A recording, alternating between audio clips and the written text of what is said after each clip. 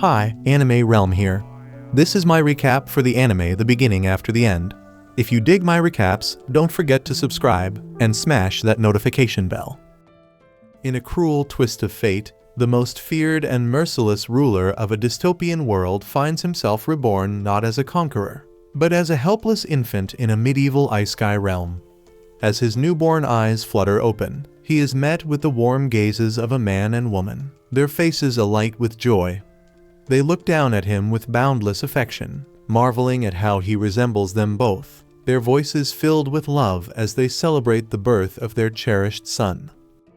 The father, Reynolds, decides to name him Arthur and immediately tries to get the baby to call him Papa. The mother, Alice, laughs and says he's still way too young for that. While the two of them goof around with their new child, Arthur is just lying there confused. He has no clue who these freaking people are or why they're acting like they're his damn parents. If they're telling the truth, then that means he died in his old life and somehow got reborn with memories intact. Gazing up at the starry night sky, Arthur can hardly believe that after his countless victories and ruthless world domination, the Supreme Being has reduced him to a feeble infant. It's humiliating, and the worst part, he has to burp like a baby now, and the secondhand embarrassment is unreal. It's not that he hates this new life, his parents are caring, and they seem genuinely happy to have him, but that doesn't change how uncomfortable he feels. Diapers are annoying, and there's always this nagging fear that someone might try to hurt him while he's helpless. So the only thing he can do to stay on guard is to clench his tiny fist. Reynolds sees this and smiles, thinking it's adorable. He slips his finger into Arthur's little hand and calls Alice over to show her how much their son loves him. Arthur, meanwhile, is still struggling to move, and in the middle of all that effort, he accidentally poops himself. Now his mom has to deal with it, and the shame hits so hard that he almost tears up. He just wants this absurd dream to be over. But it's not a dream, it's real, and this is the new life he's stuck with. Still, things take a strange turn when Arthur notices something unusual. Reynolds suddenly uses magic to boost his strength. Just like that, his body surges with power, and then Alice steps in, using healing magic on him like it's second nature. Arthur's never seen anything like it. Magic didn't exist in his world, so watching it happen right in front of him is fascinating. He wants to understand it, but for now, he knows he has to grow up first. Later, Reynolds heads into the forest and takes down a beast using his strengthening magic. Not long after that, a few of his friends show up to hang out. Back to our baby hero. Since there isn't much else for him to do, he starts analyzing everything around him. He pays attention to every little detail and soaks in as much information as possible, because if there's one truth that holds across every world, it's that knowledge is power. Reynolds eventually returns home after his hunting trip, and Arthur finds himself wondering whether this society allows everyone to carry weapons. If that's the case, then it must mean the outside world is dangerous enough to make it necessary. That only confirms to him that he needs to get stronger fast because adapting is his only option. There's so much he wants to ask, but his body isn't ready for that yet. Still, in the middle of all his frustration, there's a part of him that feels happy. His new parents give him moments that feel pure, something his old life never allowed. In his previous world, Arthur never even had the luxury of sleeping peacefully. Assassination attempts came with the job, and every night was another risk. But now, for the first time, he feels something close to peace, and little by little, he gets used to it. After days, weeks, and perhaps even months pass, Arthur learns to crawl,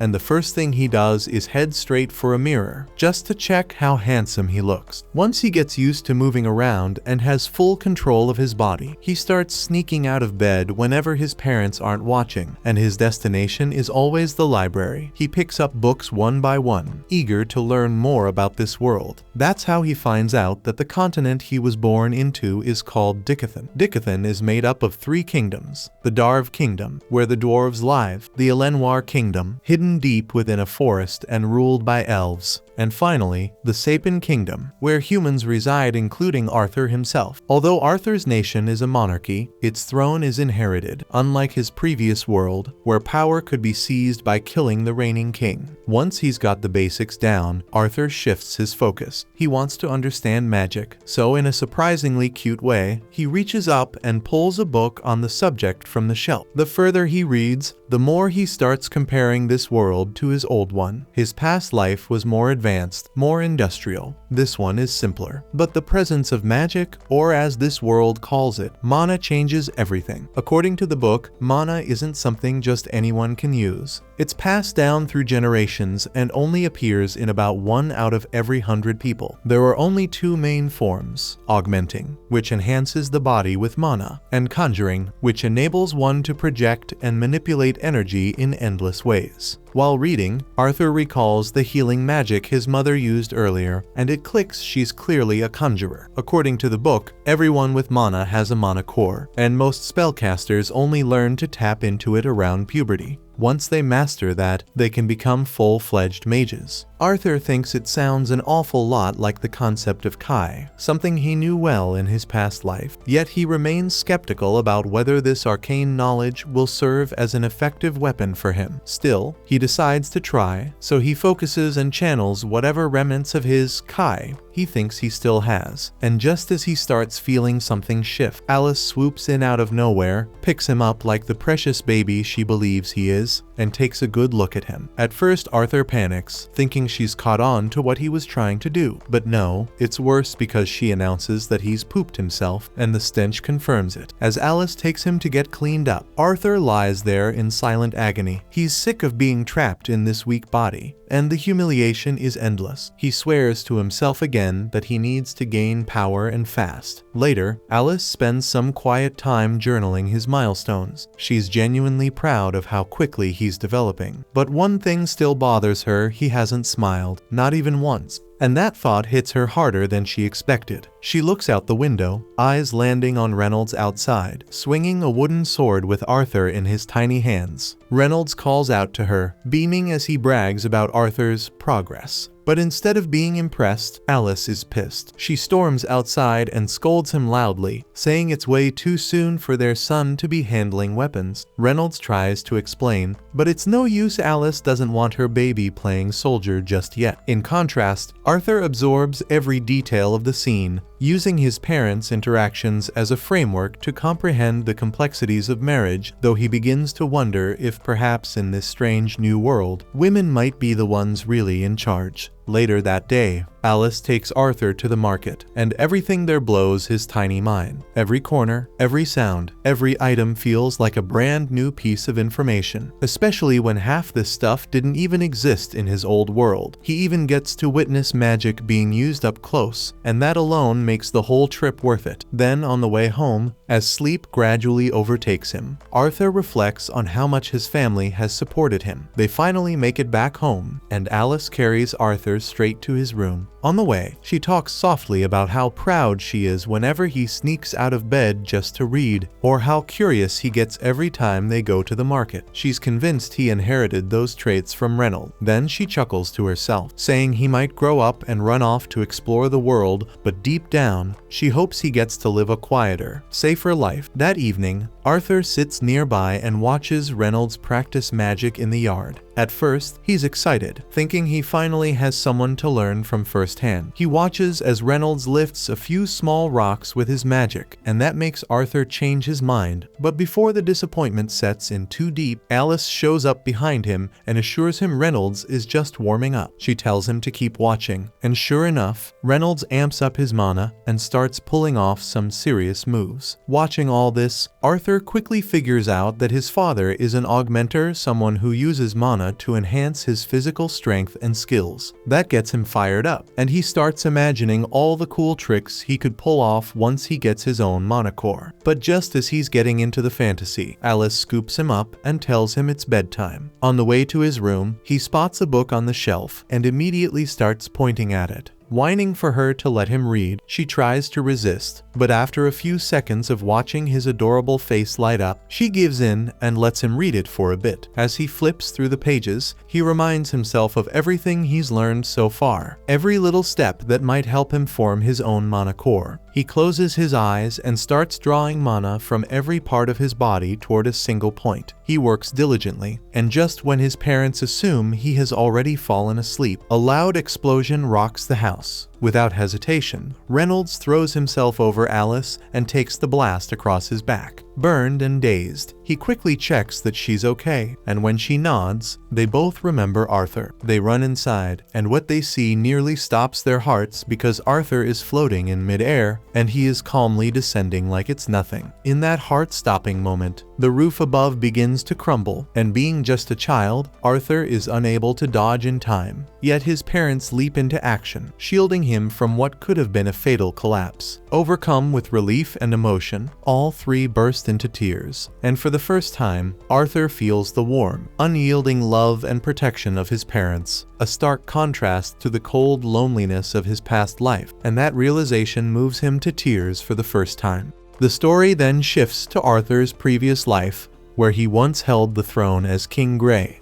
During his reign, a servant from the royal court was caught conspiring to end his life. By royal decree, such betrayal demanded swift execution. Yet, instead of bloodshed, the council chose a more restrained judgment, banishing the traitor along with his entire bloodline to their native land. The traitor knows full well they'd face something far worse than death once they arrived, so he gets panicked and desperate, and dropped to his knees and begged Grey to show mercy and spare his wife and daughter. But Grey, without even a word, killed them right in front of him. It wasn't revenge, it was a twisted act of mercy because he knew death by his hand would be quicker than whatever hell awaited them where they were going. And somehow, the assassin, broken and hollow, genuinely thanked Grey for it. Now, in his new life, Arthur has just turned 4. He's spending time with his father Ray, who gives him a pair of combat gloves, exact replicas of his own. But Arthur politely turns them down, saying he'll stick with his wooden sword for now, because he thinks that with his small frame, the gloves would shorten his range and make it harder for him to fight properly.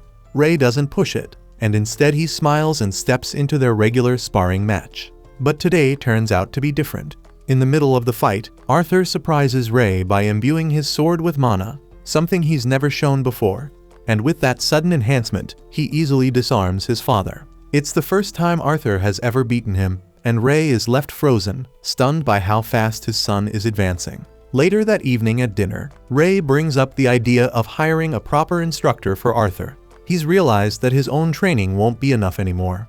But Alice is immediately against it because she knows hiring a tutor means sending their son away to the city all alone at just 4 years old. Ray stays firm, pointing out that Arthur can now use magic to enhance physical objects, and that kind of talent can't go untrained. The conversation quickly turns into a heated back and forth, both parents standing their ground.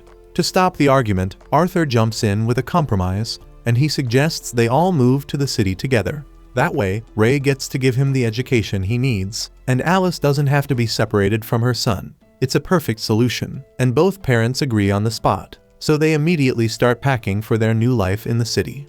In a few days, Ray's old adventurer crew, the Twin Horns, arrive personally to escort Arthur and his family to the city. Arthur politely introduces himself to the group, so their leader Adam introduces himself and tells him that they've already met before, though he doubts a little kid like Arthur would remember. But Arthur remembers every detail because it was the day he accidentally blew up their house. The Twin Horns then came to help rebuild everything, and Arthur overheard the whole conversation, learning that his mom and dad were once members of this very party before they settled down. Once Adam finishes talking, Angela sweeps in and pulls Arthur into a bone-crushing hug, nearly squeezing the life out of him. Durden, the party's tank, notices the kid silently panicking and gently pulls him away from her grip. That's when Arthur catches sight of someone watching him from the roof of the carriage. A quiet girl with an unreadable expression. Her name is Jasmine, and she doesn't say a word, just keeps staring at him. Arthur for a moment gets completely lost in her eyes, until Helen strolls over, shakes his hand with a bright smile, and introduces both herself and Jasmine on her behalf. Then, with the introductions over, the group sets off on their journey to Xyrus City. During the ride, Arthur can't help but think how outdated this transportation is compared to what he knew in his previous life, where flying vehicles were the standard. Still, he doesn't really mind, not when his loving mom is sitting right there beside him, chatting away and making the trip feel like home. They take plenty of breaks along the way, and during one of those stops, they're suddenly ambushed by a pack of wild wolves. For the first time, Arthur sees up close how brutal the outside world really is. But Jasmine reacts first, stepping in without hesitation. She leaps into action, daggers flashing, taking the monsters down like it's nothing. Then Ray, Adam, and the others quickly jump in to handle the rest. Arthur doesn't join in. He just watches, and the whole scene fires him up. So he's determined to fight beside them one day. That night, they all gather around for dinner. But Arthur notices something strange. His mom hasn't touched her plate. She says she's already full, but something doesn't feel right. She then spots a wound on Ray's arm, so she instantly walks over to heal him. And the moment she starts casting the spell, the energy in the group changes. Everyone suddenly becomes tense, quietly scanning the area, shielding her from any wandering eyes. It's then that Arthur starts putting the pieces together. Healing magic isn't just uncommon here, it's a huge deal. And the real reason his family had been living way out in the middle of nowhere wasn't just to live quietly. It was to keep Alice's rare healing abilities hidden from the world. After the meal, Adam pulls Arthur aside, curious to see firsthand if Ray's been exaggerating his son's abilities. The rest of the party is just as intrigued by the so-called Prodigy, so they gather around to watch, turning what was supposed to be a quiet moment into a full-blown spectacle. Arthur, still just 4 years old, silently wonders if anyone's the least bit concerned about him getting hurt. But this will be his first time facing an opponent other than his dad, and unlike Ray, who only used a practice stick, Adam shows up wielding a real spear. But even if it's wrapped in cloth to dull the edge, it's still a proper weapon. The match kicks off without delay. Adam channels mana into his spear right away, and Arthur instantly responds, infusing mana into his body too. But he doesn't stop there. He surges magic into his legs, boosting his speed to a whole new level. In a blink, Arthur launches forward, slipping right between Adam's legs and landing a clean hit before springing back to create distance. The crowd goes silent, absolutely stunned by his lightning-fast movement and spot-on precision. As the duel heats up, they clash again, but this time head-on. But it becomes painfully obvious that there's still a huge gap in sheer power. Arthur doesn't have the muscle to keep up, and Adam's next blow sends him flying.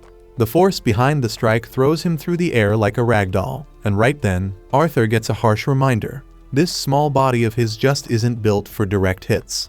But before he slams into the ground, Angela swiftly casts wind magic to catch him midair, gently lowering him to safety. Durden then immediately steps in and scolds Adam for going way too hard on a little kid, and he reminds him they were supposed to be sparring, not trying to launch Arthur into orbit. Adam raises both hands in apology, admitting that he got a little too into it, but only because the little monster's technique totally threw him off guard.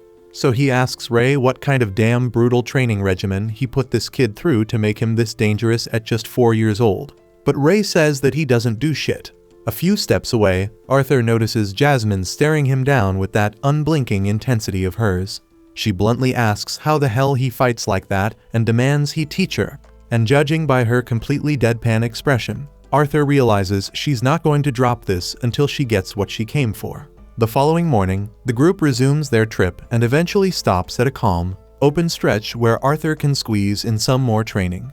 Adam takes this chance to give him some spear lessons, while Ray flexes his dad bod with some old-school workout poses, and the poor kid just humors him anyway. After that, Helen steps in for a quick archery session. And before long, Arthur's nailing bullseyes like he's been doing it for years. With training wrapped up, it's finally Jasmine's turn. She'd been waiting for this moment, and surprisingly, she picks up on his teaching quicker than expected. Later that evening, Arthur is quietly reading a book when Jasmine starts staring at him like she's been hypnotized by a face that doesn't even try to be charming. A few minutes later, it's not just a stare, it's borderline stalker behavior. The next morning rolls around, and it's Arthur's birthday. Jasmine, of all people, gives him a dagger as a present. To everyone's shock, especially the other girls, she even goes out of her way to explain how to properly use it. Adam, being the only single guy in the group, and having clearly had enough of this rom-com moment, loudly declares that it's time to hit the road. That's when Alice calls Arthur over. But just as she does, she clutches her stomach and clearly looks like something's wrong. Arthur sees right through her weak smile and asks what's going on. But she brushes it off, insisting she's okay, even though the way she says it doesn't convince him one bit. As they continue on, their peaceful journey is suddenly interrupted by a full-on bandit ambush. Without wasting time, everyone hops off the carriage and braces for a fight. Then a hail of arrows rains down, but Angela steps up and throws up a magic barrier to protect them. Arthur then peers outside and quickly realizes they're surrounded from all directions. Meanwhile, the bandit leader, who frankly looks like his head got squashed into a cube, orders his crew not to kill the women and children because he plans to sell them off for a nice chunk of change. The bandits then charge with zero hesitation, and though Alicia is visibly shaken, she tries to keep Arthur calm. Then, before the attackers get too close, Durden blasts a few of them back, and Ray meets them head-on, knocking thugs out left and right. One nearly lands a blow on Ray, but Helen's arrow intercepts him straight through the chest. Adam also tears through enemies with his spear like a hot knife through butter, and Jasmine takes down her share with clean, precise dagger strikes. Watching the twin horns fight like this, Arthur realizes just how strong each one of them really is. But the problem isn't skill, it's numbers. The bandits just keep coming, wave after wave, so eventually the group begins to tire, and the pressure builds. Then, with a brutal hit, Ray gets slammed into the carriage and collapses, motionless. That's when the bandit leader, with his smug face and evil smile, starts making his way toward Alice and Arthur. Watching Ray laid out like that, Arthur and his mom instantly jump out of the carriage in a panic. But before they can get closer, Ray regains consciousness and tells them to hold their ground. He may be bruised and barely standing, but he's still trying to play the hero. He turns to Arthur and tells him to take his mother and get out of there fast. Of course, Arthur, being the stubborn little guy he is, insists on staying and fighting alongside them. But Ray cuts him off and finally says the words that stop him cold. Alice is pregnant. That one sentence answers every question Arthur had about her recent weakness, and suddenly everything clicks.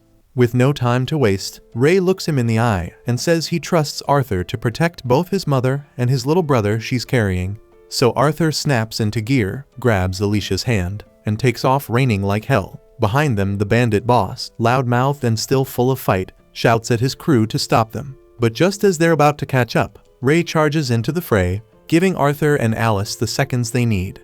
At the same time, just as it looks like Arthur and Alice might be caught, knives fly through the air, and it was Jasmine and Adam who stepped in to clear the path like pros. In moments, the whole Twin Horns crew is locked in battle again, holding off the attackers while Arthur and his mother escape. As they flee, Arthur thinks back on the life he once had, the life of a man who had taken countless lives without flinching.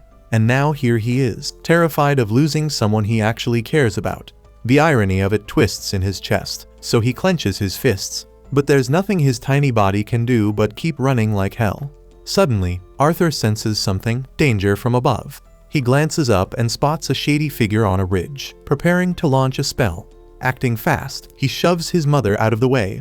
The blast nails him squarely, knocking him off balance and sending him tumbling off the cliff's edge.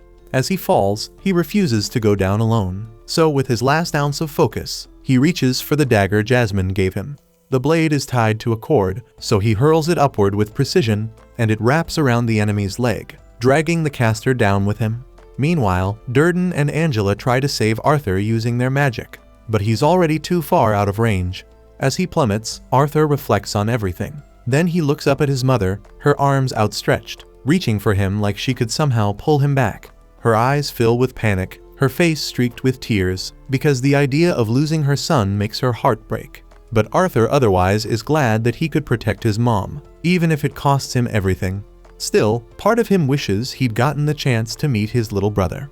But then, against all odds, we see at night that he did survive the fall. Gasping for breath, bruised and dazed, Arthur opens his eyes and finds himself face to face with an enormous, terrifying beast calling him by his name.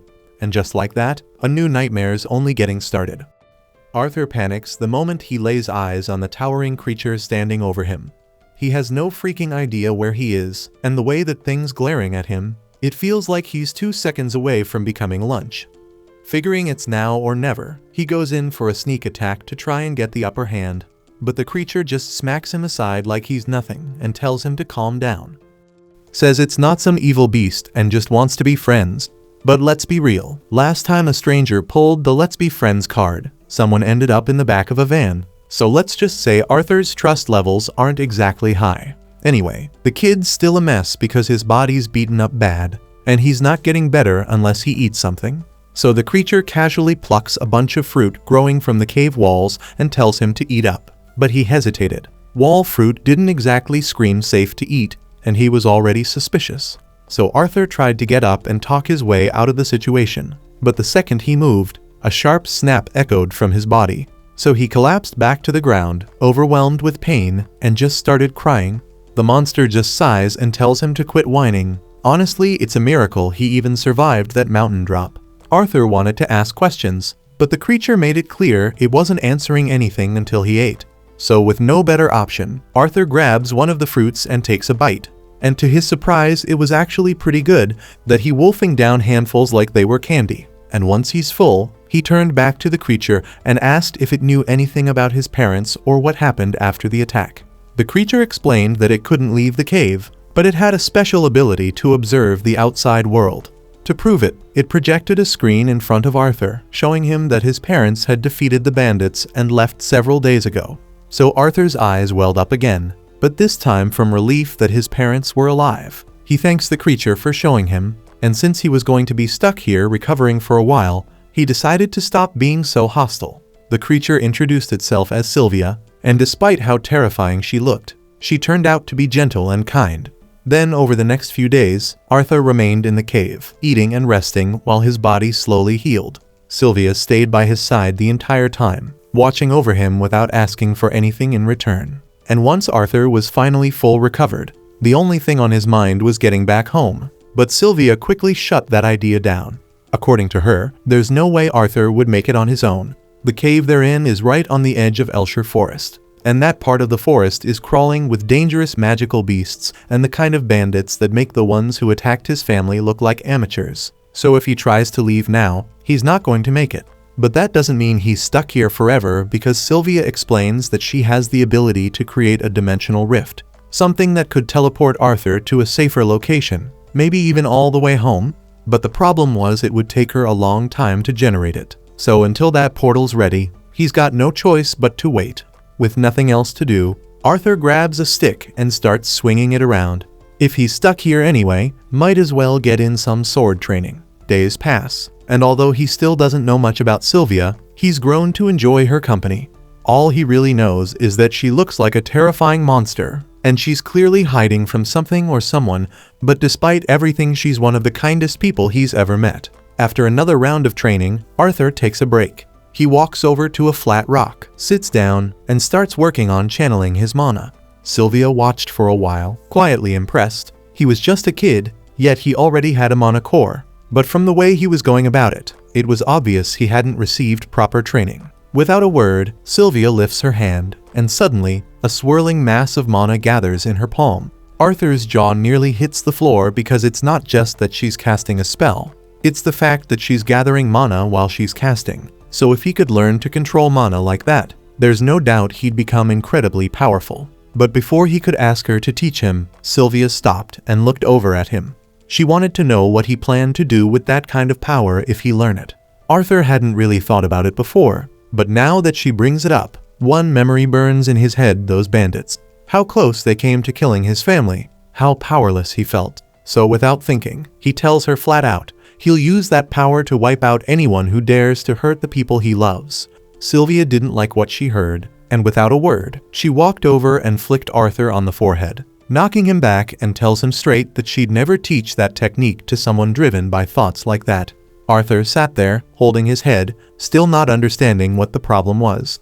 Because to him, after what happened to his family, wanting to protect them by any means felt right. Sylvia wants to make something clear, so she gently presses a single finger against Arthur's forehead and calmly tells him she could just as easily crush his skull with it, or touched him with care, like she just did. Then she asked him which one he'd rather experience. Obviously, Arthur chose the gentle touch. So she explained that anger and hatred are easy paths to walk. But once you start down that road, it never ends, it just consumes everything. She didn't want that for him, and she didn't want him to waste his life chasing revenge. So she asked again what would he do with this power. Arthur took a moment, and this time, instead of thinking about the fear and violence he'd faced, he pictured the faces of the people he loved, the ones who made him smile. And with that image in his heart, he answered that he wanted strength so he could protect them. So Sylvia smiled because that was the answer she'd been hoping for. But elsewhere outside the cave, another creature was drawing near, one that looked an awful lot like Sylvia. It had been tracking her, and now it was close. Back in his old world, Arthur had been a king, but not in the way most people imagine. The senators held the real power, and he was just their weapon. A pawn used to wage wars and silence enemies, and that life had left him hollow because he hated being used like that. Back in the present, Sylvia was helping him shape a different future. She began teaching him her technique, showing him how to draw in ambient mana and condense it. Arthur followed along, and after a few tries, he managed to pull in the mana and use it to boost his body. The power was incredible. He could feel it pulsing through him. He ran to Sylvia, full of excitement, ready to thank her. But then everything shifted, and Sylvia's eyes narrowed because she sensed something. And without even a damn warning, she shoved Arthur into a pile of rocks and whispers for him to stay hidden and quiet. Arthur peeked through the cracks and spotted another creature approaching, a massive beast, almost identical to Sylvia. Sylvia clearly knew him, and from the way she tensed up, Arthur could tell this wasn't a friendly visit. The stranger didn't waste time and demanded Sylvia come with him, but she refused, so without another word, the other beast launches an attack. Arthur wanted to jump in, but he suddenly heard Sylvia's voice in his head. She told him to stay back, and she would handle this. The other dragon tried to reason with her one last time, said he didn't want to kill her, but would if he had to. But Sylvia's answer was clear. She would rather die on her feet than listening to his freaking voice. She then unleashed her full power, and in that moment, Arthur saw her true form, a dragon pulsing with energy, and in this form, she can unleash everything she's got. Sylvia then launches a massive blast straight at the other creature. He manages to block it, but tells her she's being reckless because if her body in this condition, using that much power will kill her. Sylvia already knows that, but she just doesn't care because she's lived a long life and has no regrets. Then with one strong push, she slams the other monster into the wall, but he's not down for good, and he gets right back up and starts hammering her with a barrage of magical blasts. She takes the hits hard, but right now, she's more concerned about Arthur. This battle is getting way too close to the place she stashed him. The enemy then fires off one last heavy shot, and she can't dodge it without risking Arthur's life. So she draws on every last drop of power and freezes time itself. While everything is frozen, she tells Arthur to come out from hiding, and he listens. It looks safe enough, but he's full of questions, especially after seeing that she's actually a dragon. Still, there's no time for answers because her time freeze spell is running out fast, and she needs to move him now. She opens the dimensional rift she had been building, but since she's injured and never got the chance to finish the spell properly, the portal connects to some random place instead of his home. She really didn't want to dump him in the forest, but at this point, there's no other choice. Even so, she trusts Arthur. With what he's learned from her, she believes he can handle himself and make it back on his own. But before she sends him off, she asks him again what he plans to do with his power. Arthur doesn't even pause and tells her that he'll use it to protect the people he loves. That answer puts her at ease, and she's glad he finally understands. Before he goes, there's one last thing she wants to give him. Sylvia conjures an egg and a single feather, placing them gently in front of him. She asks him to wrap the egg in the feather and keep it safe no matter what. Then, with the last of her strength, she transfers her will onto Arthur's body, marking both of his arms with strange glowing symbols.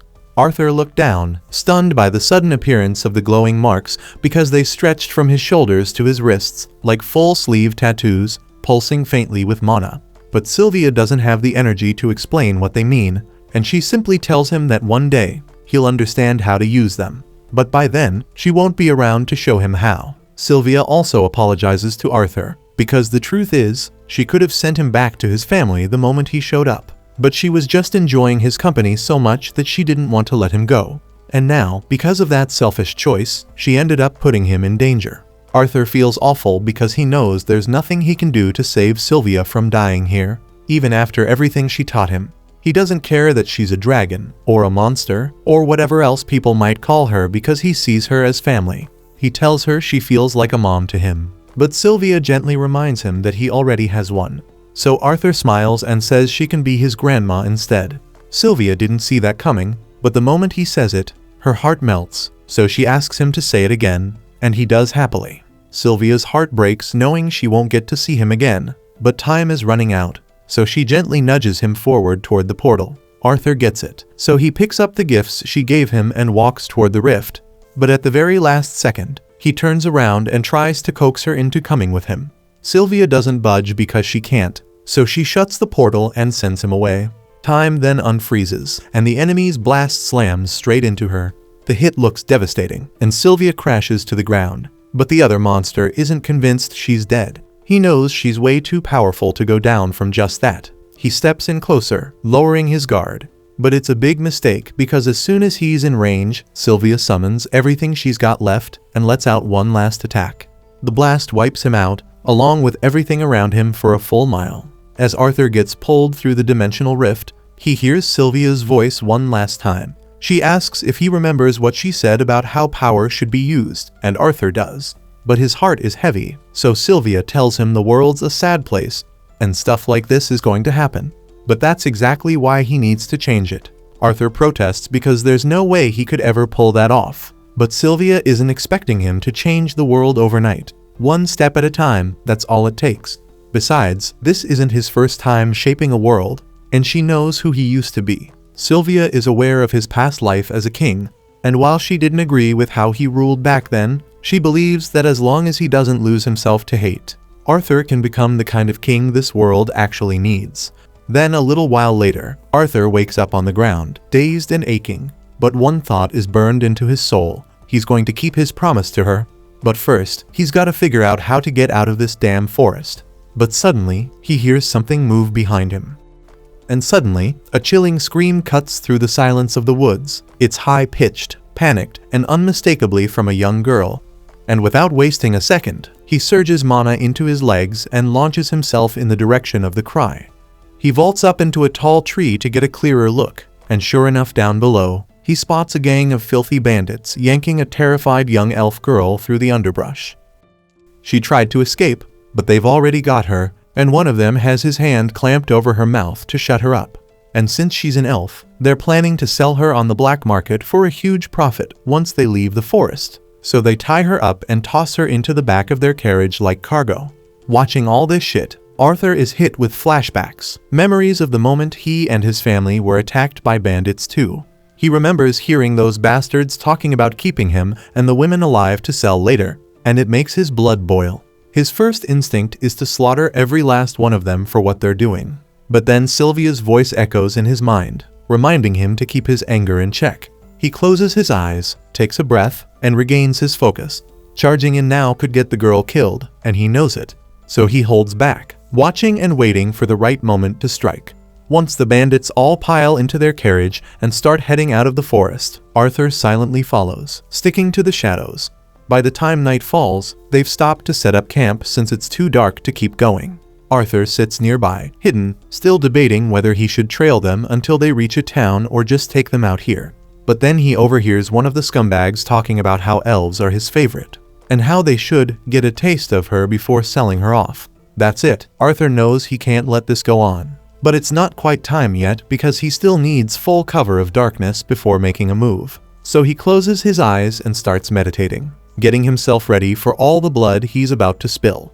Once it's dark enough, Arthur opens his eyes, fully focused, and starts mapping out his plan. He then spots a few horned wolves chained up nearby, which is strange because no way wild beasts like that would obey humans willingly. A closer look reveals they've been forced into submission with enchanted collars, and Arthur figures he can use that to his benefit. So he picks up a few acorns and tosses them at the wolves to stir them up. The wolves' howling draws the bandits' attention, and their leader growls at one of his men to hurry over and shut those freaking beasts up.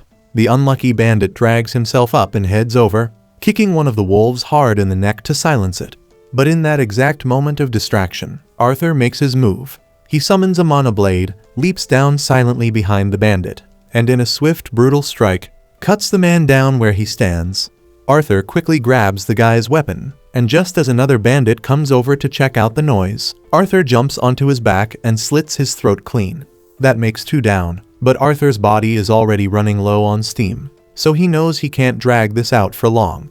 Then another bandit shows up to see what's taking so long, and Arthur rushes him, trying to land a clean kill. But he misses the vital spots, and the guy manages to scream, blowing Arthur's cover. The leader catches on fast and realizes the attacker is a mage kid, which means this fight just got a hell of a lot more complicated. Still, he doesn't want to kill the kid, not when selling a young mage on the black market would be worth way more than the elf girl. He starts channeling magic into his arms and charges in swinging.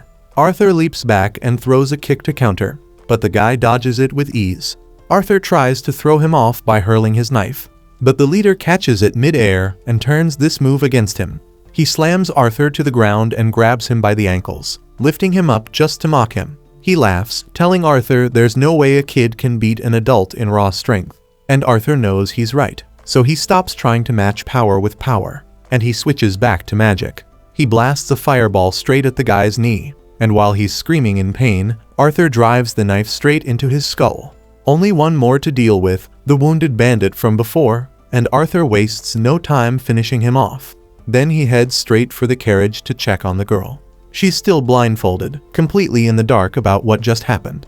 Arthur gently tells her it's okay now, the bandits are gone and she's safe. Her name is Tesha, and as Arthur helps her out of the carriage, he tells her she's free to go home. But then Tesha spots the blood on Arthur's hands and immediately starts panicking. Arthur figures it's normal, any kid would freak out after seeing that much blood. Letting her see the full aftermath might not be a great idea, so he tells Tesha to wait right there for a bit, then walks off to cover all the bodies before she sees them. Tesha then asks Arthur what happened to the ones who took her, and Arthur doesn't really want to tell her he slew them, so he just says they ran into a bit of an accident and won't be a problem anymore. The girl doesn't press any further, so Arthur grabs her things from the bandit's carriage, hands them over, and says goodbye because he still needs to make his way home. But before he can walk off, Tesha grabs his arm and begs him not to leave. She's terrified of being alone out here, scared she'll get eaten by some tree ghost or worse. Arthur asks if she at least knows the way home, and she says she does kind of. She knows the general direction, but not how long it'll take to get there. Arthur really doesn't want to go off course, but he also knows there's no way Tesha survives out here on her own. So in the end, he agrees to walk her back to her village. He glances over at the wolves the bandits were keeping and considers using them to speed things up. But he's got no clue how to actually control a wild wolf, so he figures they're better off left behind. Tesha, though, says they should at least take off the magic collars so the wolves can go free. Arthur warns her that taking them off could get her attacked, but Tesha isn't too worried. She hasn't hurt them, and as someone who lives in this forest, she feels responsible for helping the creatures that live in it. She ends up removing the collars, and sure enough, the wolves quietly walk off into the woods without causing any trouble. By the next day, Arthur and Tesha are already on the move, heading toward the direction of her village. After walking for a while, they stop to take a quick break and grab a bite to eat. Arthur cooks up a simple stew and tells her she's gotta eat, because they still have a long way to go and she'll need the energy. Tesha makes a face because the stew tastes and smells kind of weird. But hey, Arthur's no gourmet chef. The whole thing is just dried meat and salt boiled together. Not exactly 5-star, but it's better than starving. While they eat, Tesha asks why Arthur came to Elshire Forest in the first place. It's not every day a human, especially a kid, shows up around here. Arthur explains how he got separated from his family and ended up wandering into the forest. Since they're already on the subject, he asks what it's like living in the kingdom of Elenoir, and Tesha lights up. She says she loves it. Her parents are always busy with work, so she usually spends most of her time hanging out with her grandfather and the family's servant. They keep moving along the path, but since Tesha has no clue how far her village actually is, it's tough to say how long this trip's going to take. And to make things worse, one of those wolves she let go earlier has been quietly trailing them ever since. Arthur's seriously starting to regret not just taking them all out back when he had the chance. That night, Arthur decides to stay outside the tent and keep watch. If that wolf shows up, he wants to be ready in case it tries anything. But a little while later, Tesha peeks her head out and asks Arthur to come inside and sleep. He tells her he's not tired and he'll stand guard out here, but she's clearly too freaked out to be left alone. She begs him to come inside with her, and after a little back and forth, Arthur finally gives in.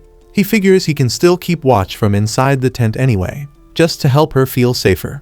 Tesha's trying to act like she isn't scared, but it's obvious, especially since she insists that Arthur stay right next to her the entire time, even when they taking their shit. Before she falls asleep, Tesha asks him something random about the human kingdom.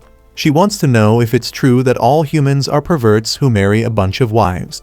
Arthur's caught off guard and asks where she even heard that shit, and she says it was her grandpa who told her. Arthur admits some nobles have their own harem, but most humans are actually pretty decent. Tesha seems satisfied with that answer and turns over to go to sleep. Luckily, the wolf never showed up that night, so by morning, Arthur and Tesha packed up and got moving again.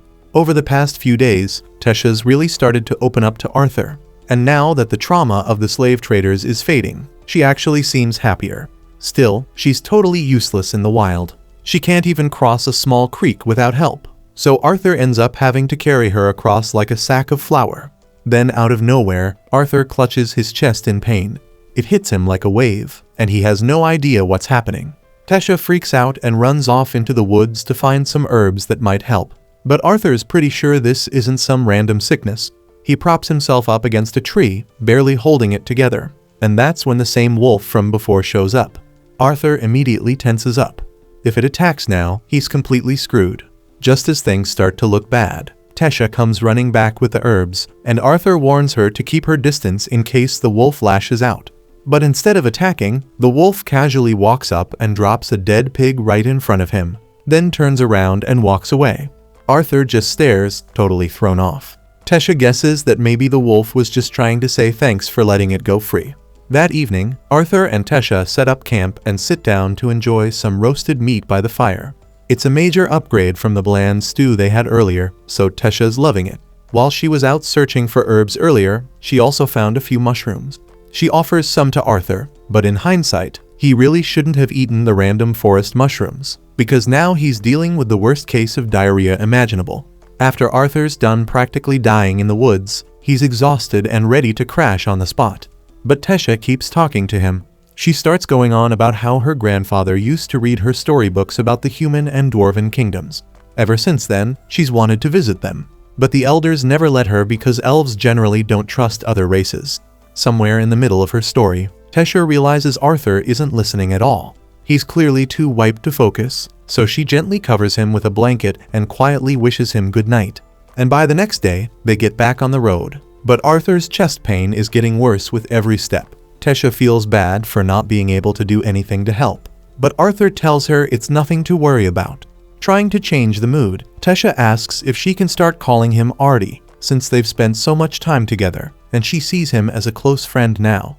Arthur says he's cool with it, and Tesha's caught off guard by how chill he is.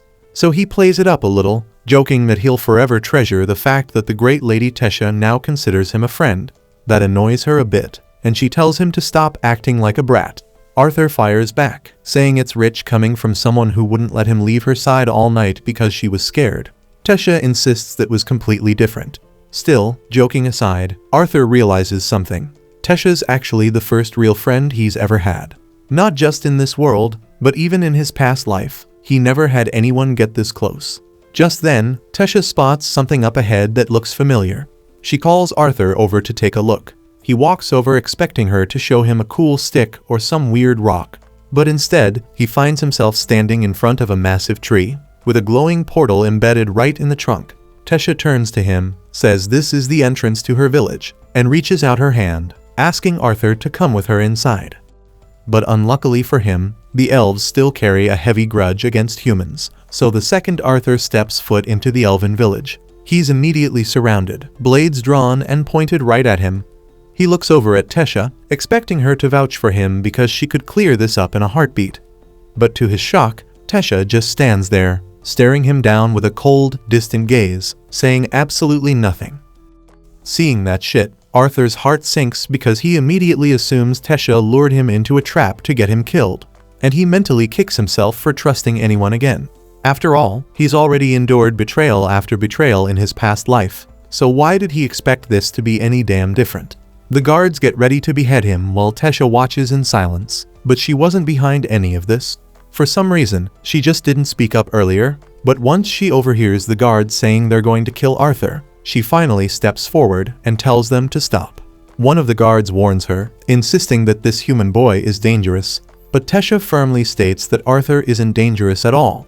In fact, he's the sole reason she was able to make it home alive. Tesha's words should have been enough to make the guard rethink his actions, but instead, he accuses Arthur of brainwashing Tesha into believing he's trustworthy, so he still plans to kill him anyway. But before the guard can carry out the order, an older man appeared from a magical light and commands them to release Arthur. This man is Tesha's grandfather and the former ruler of the elven tribe, and his name is Virion. Thankfully, he's much more level-headed, and he chooses to believe Tesha's account of what happened. He even offers Arthur an apology for how they treated him after everything he did to help Tesha. But from their perspective, it was suspicious that the missing princess returned home with an unknown human kid. Arthur's relieved to hear he won't be executed, but he's also shocked to learn that Tesha is royalty because she never mentioned it once during their entire journey. They spent days traveling together, yet she apparently didn't think it was worth bringing up. Right then, Tesha's mother and father appear, having been informed that their daughter had returned safely. Tesha runs into their arms, overjoyed to see them again.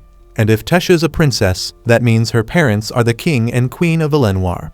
But unlike Virion, they're not as forgiving because the moment Tesha's father lays eyes on Arthur, he demands an explanation for why a nasty human has set foot in their kingdom.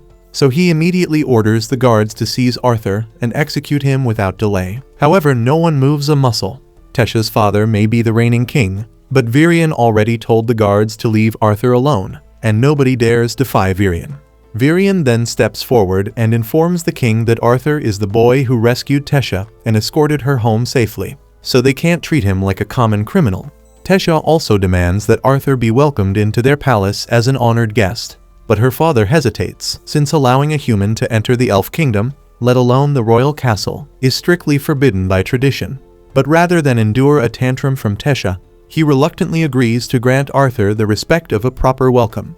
Now that the misunderstanding has been cleared up, everyone prepares to return to the castle. But before they leave, Virion quietly tells Arthur that he wants to speak with him later in private. Arthur feels a bit cautious around Virion, sensing just how powerful the old man truly is, but he doesn't have much time to dwell on it because Tesha grabs his arm and excitedly pulls him along to show him around.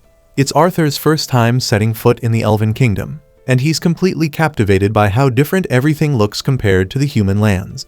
But the deep prejudice against humans is still painfully obvious because every elf they pass stops what they're doing to stare at Arthur as he walks alongside Tesha toward the palace. Still, no one dares say anything offensive, since Arthur has officially been declared a royal guest. Tesha is the only one treating him warmly, but in the back of his mind, Arthur keeps wondering why she waited so damn long to speak up when the guards were about to execute him. Suddenly, the sharp pain in Arthur's chest returns, worse than before, but he still doesn't understand what's causing it. Once they arrive at the castle, Tesha is welcomed by her attendants, and she orders them to look after Arthur with kindness and respect, regardless of his human status. With that settled, she turns to Arthur and asks if he'd like to come play with her. But Arthur tells her he first needs to speak with her parents because he figures they'll want to hear exactly what happened to Tesha and how they managed to get back home. They all then make their way to the audience chamber, with Tesha tagging along since she refuses to be left out. And since they're about to have a serious conversation, Tesha suggests bringing in some treats to enjoy while they talk. It feels more like a casual tea gathering now, but there are still important matters to discuss. Tesha's father then takes the opportunity to formally introduce himself. His name is Alduin, the reigning king of Elenoir, and his wife's name is Miriel, and his father is Virion.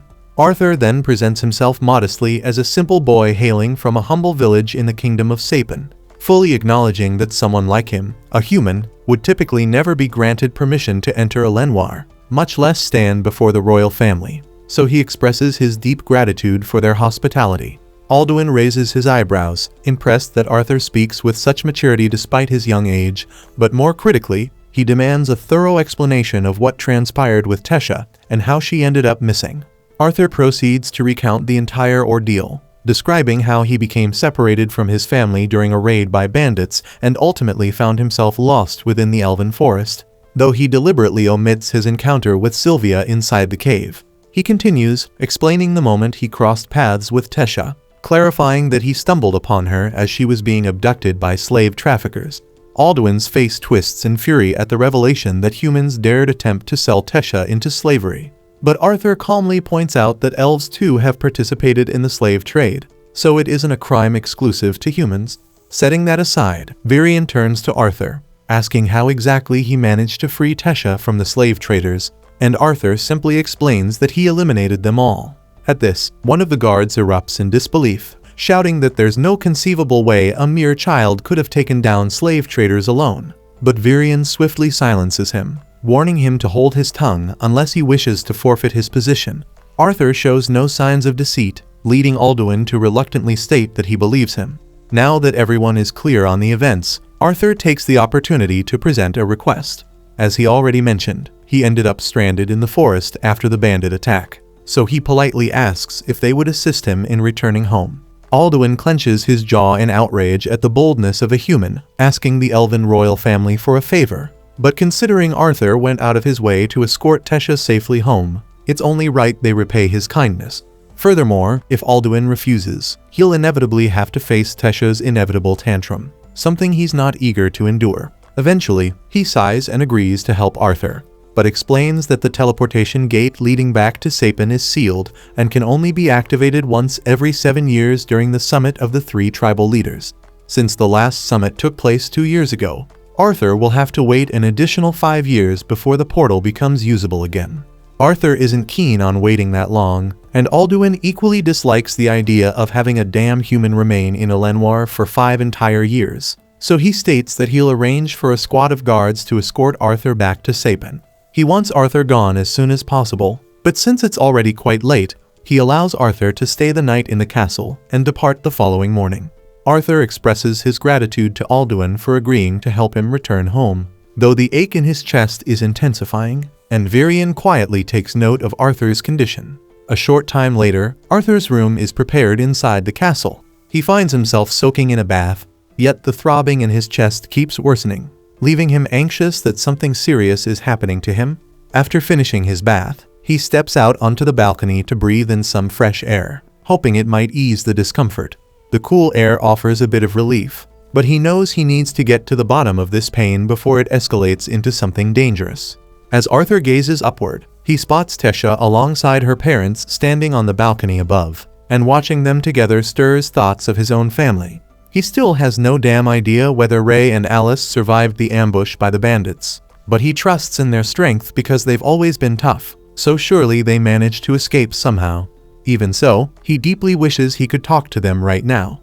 At that moment, Tesha notices Arthur below and senses that he looks troubled. Once she finishes her conversation with her parents, she goes to find him. When she finally reaches Arthur, she apologizes for the cold way her father treated him. But Arthur assures her that it doesn't bother him. He understands why Alduin would act that way. After all, decades of conflict between elves and humans have left deep scars, and it's only natural he'd struggle to trust a human, especially one connected to his daughter. Speaking about parents makes Arthur reflect again on how distant he feels from his own, and he confesses his fear that they might not be happy to see him. After all, the entire reason they went on this journey was for his sake. Maybe they'll blame him for everything that happened. He also holds himself responsible for failing to protect them during the bandit attack and for getting separated. But before he can spiral deeper into guilt, Tesha grabs his face and shakes his head gently. She doesn't know much about Arthur's parents, but if they're anything like hers, she's sure they'll be overjoyed to see Arthur again when he finally makes it home. At that moment, the hallway lit up with dozens of brilliant fireflies, and surrounded by the glowing lights, Arthur found himself trying to remember the smiles of his parents. Ever since he had been reborn into this world, they had never once given him any reason to feel unloved. So why was he suddenly afraid that they'd despise him after everything that had happened? He had allowed the scars from his past life to cloud his thinking and fill him with doubt for quite some time now, and he had even gone so far as to suspect Tesha might betray him earlier. But looking at her now, all he could see was a pure-hearted girl who would never harm her friend. Suddenly, Arthur sensed something flying straight toward Tesha, so he caught it instantly and powered up his mana, ready to strike at whoever had attacked her. But to his astonishment, the one who had launched the attack was none other than Virion. Arthur couldn't believe Virion would stoop so low as to attempt to harm his own granddaughter. But Virion calmly explained that he'd never intended any harm to come to Tesha because the objects he had thrown were nothing more than a few fireflies, harmless even if they made contact. Still, he admitted he was impressed by Arthur's lightning-fast reaction and counterattack.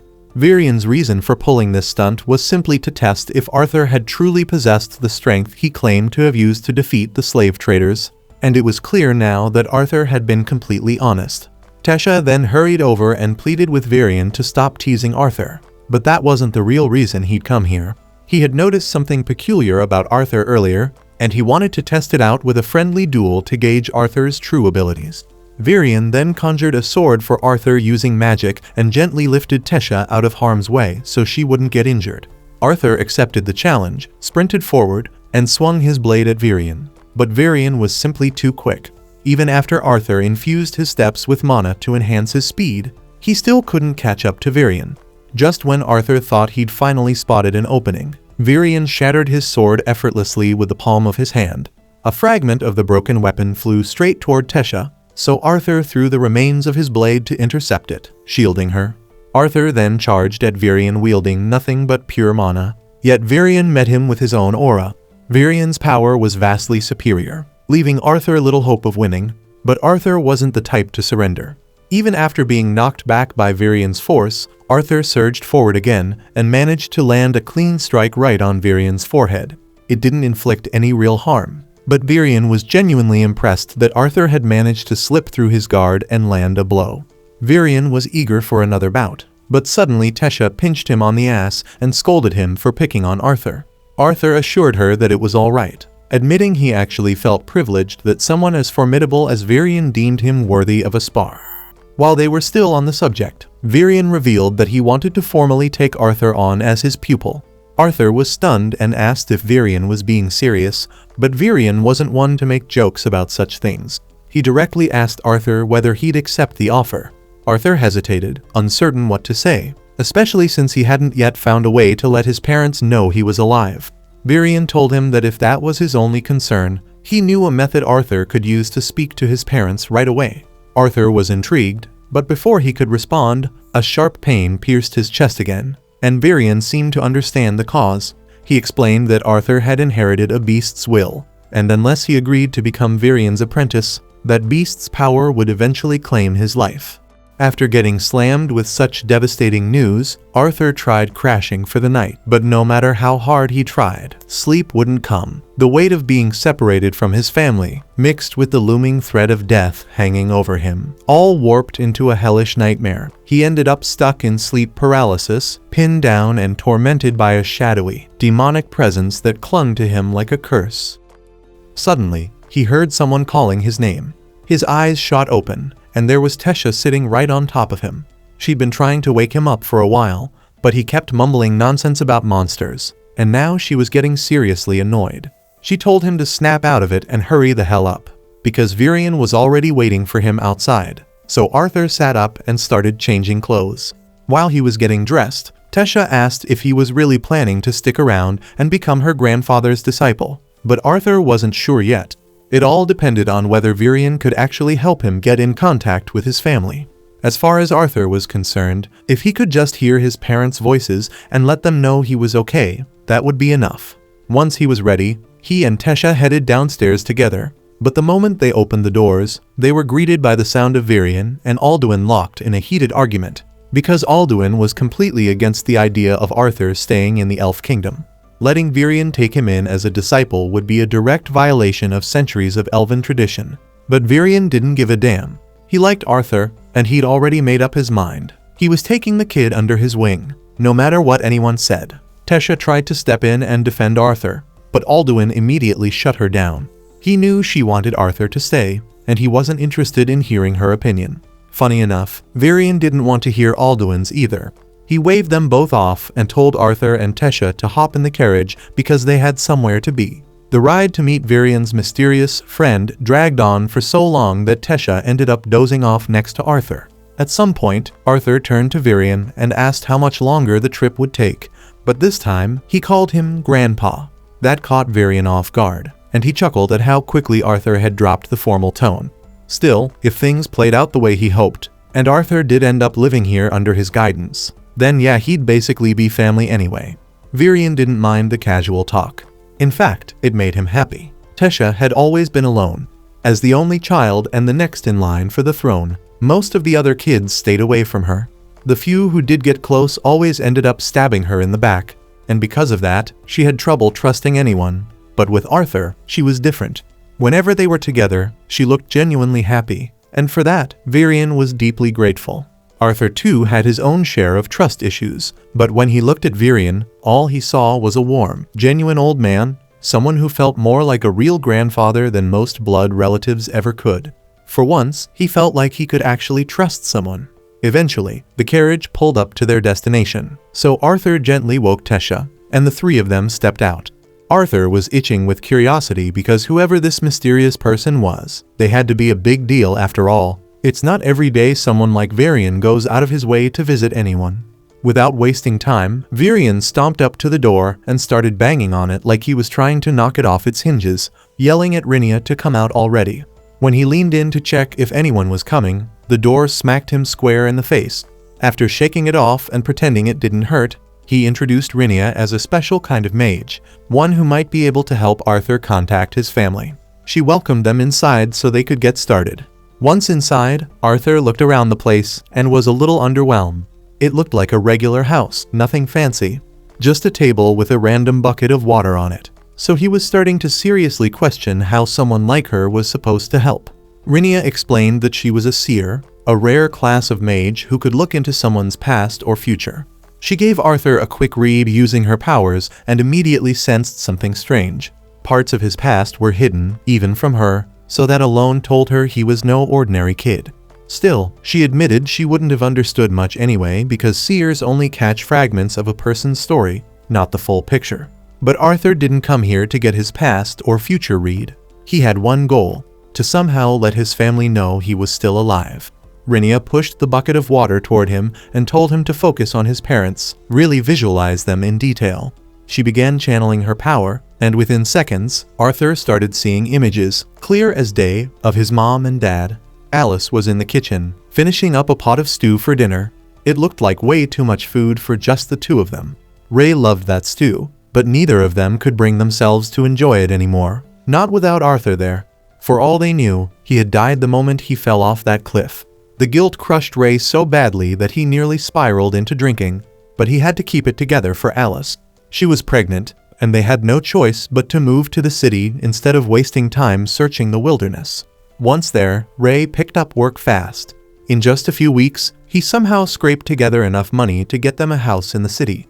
But no matter how much he earned, none of it meant a damn thing, not without Arthur.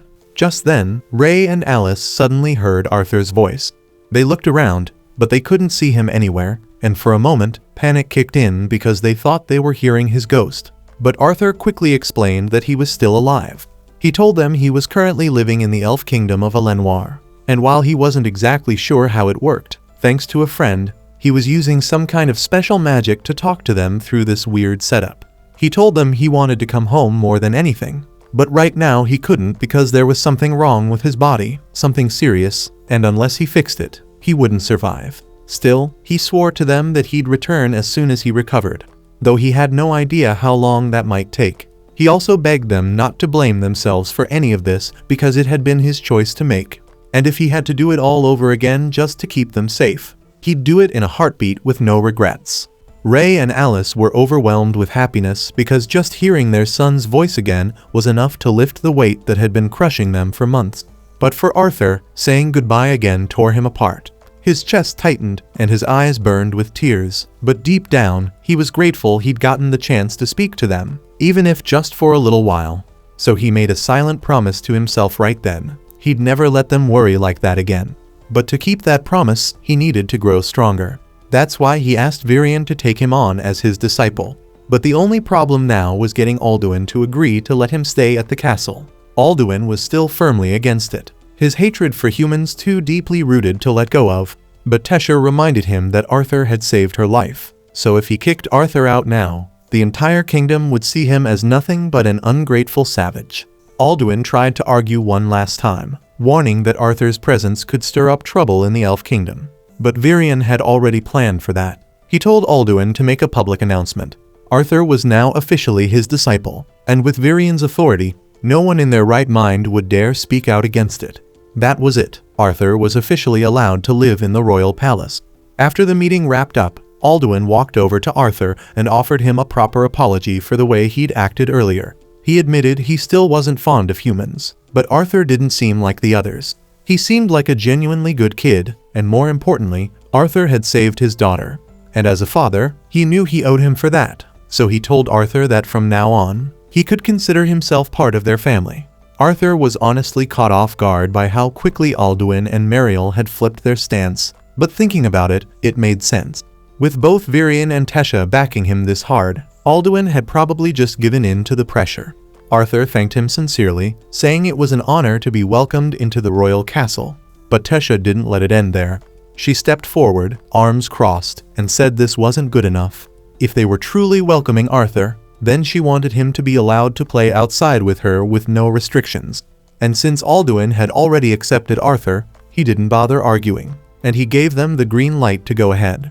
With permission finally granted, Tesha grabbed Arthur by the arm and dragged him out into the town, excited to show him around. Arthur, once again, was blown away by the elegance and beauty of elven culture. Tesha knew this part of town like the back of her hand, and she told Arthur there was a snack shop down the road that sold some of the best treats around. But it was crazy popular, so if they didn't hurry, everything would be sold out. She tugged his arm to get him moving faster, and Arthur followed along with a smile. But just as they were picking up speed, Arthur accidentally bumped into another kid on the street. It was a simple mistake and nothing major, but the kid immediately went off, yelling about Arthur's disgusting human germs getting all over him. Arthur had to stop himself from laughing. He was standing right there, and this little punk had the nerve to run his mouth like that, especially when he was well within punch range. Tesha stepped in and told Arthur to just let it go because it wasn't worth making a scene over something so small. Normally, Arthur would have listened. He would have taken the high road and walked away, but then the brat Faerith took it a step further. He looked right at Tesha and said she shouldn't be hanging around trash like Arthur, and that she should be spending her time with someone worthy like him. Faerith was clearly from some noble bloodline, and it was obvious he thought way too highly of himself. Arthur figured if the guy was going to act like a clown, then he might as well be treated like one. So he smiled, pretended to be impressed, and purposely mispronounced his name as Phoebich. Faerith instantly lost it, so Arthur casually apologized, acting like it was a slip-up. He told him he'd make sure to show the proper respect next time they crossed paths, then turned to walk away with Tesha. But Faerith wasn't letting it slide. Arrogant as he wasn't completely stupid. He knew damn well Arthur was mocking him, and he wasn't about to let that kind of disrespect go unpunished. So he challenged Arthur to a duel with his precious family honor on the line. Arthur stared at him in disbelief because he couldn't believe the guy was actually dumb enough to ask for a real fight. Tesha stepped forward, clearly annoyed, and told Faerith that even if he was some big shot noble, this had gone too far. Faerith brushed it off, saying it was perfectly normal to challenge someone to a duel if they insulted your name.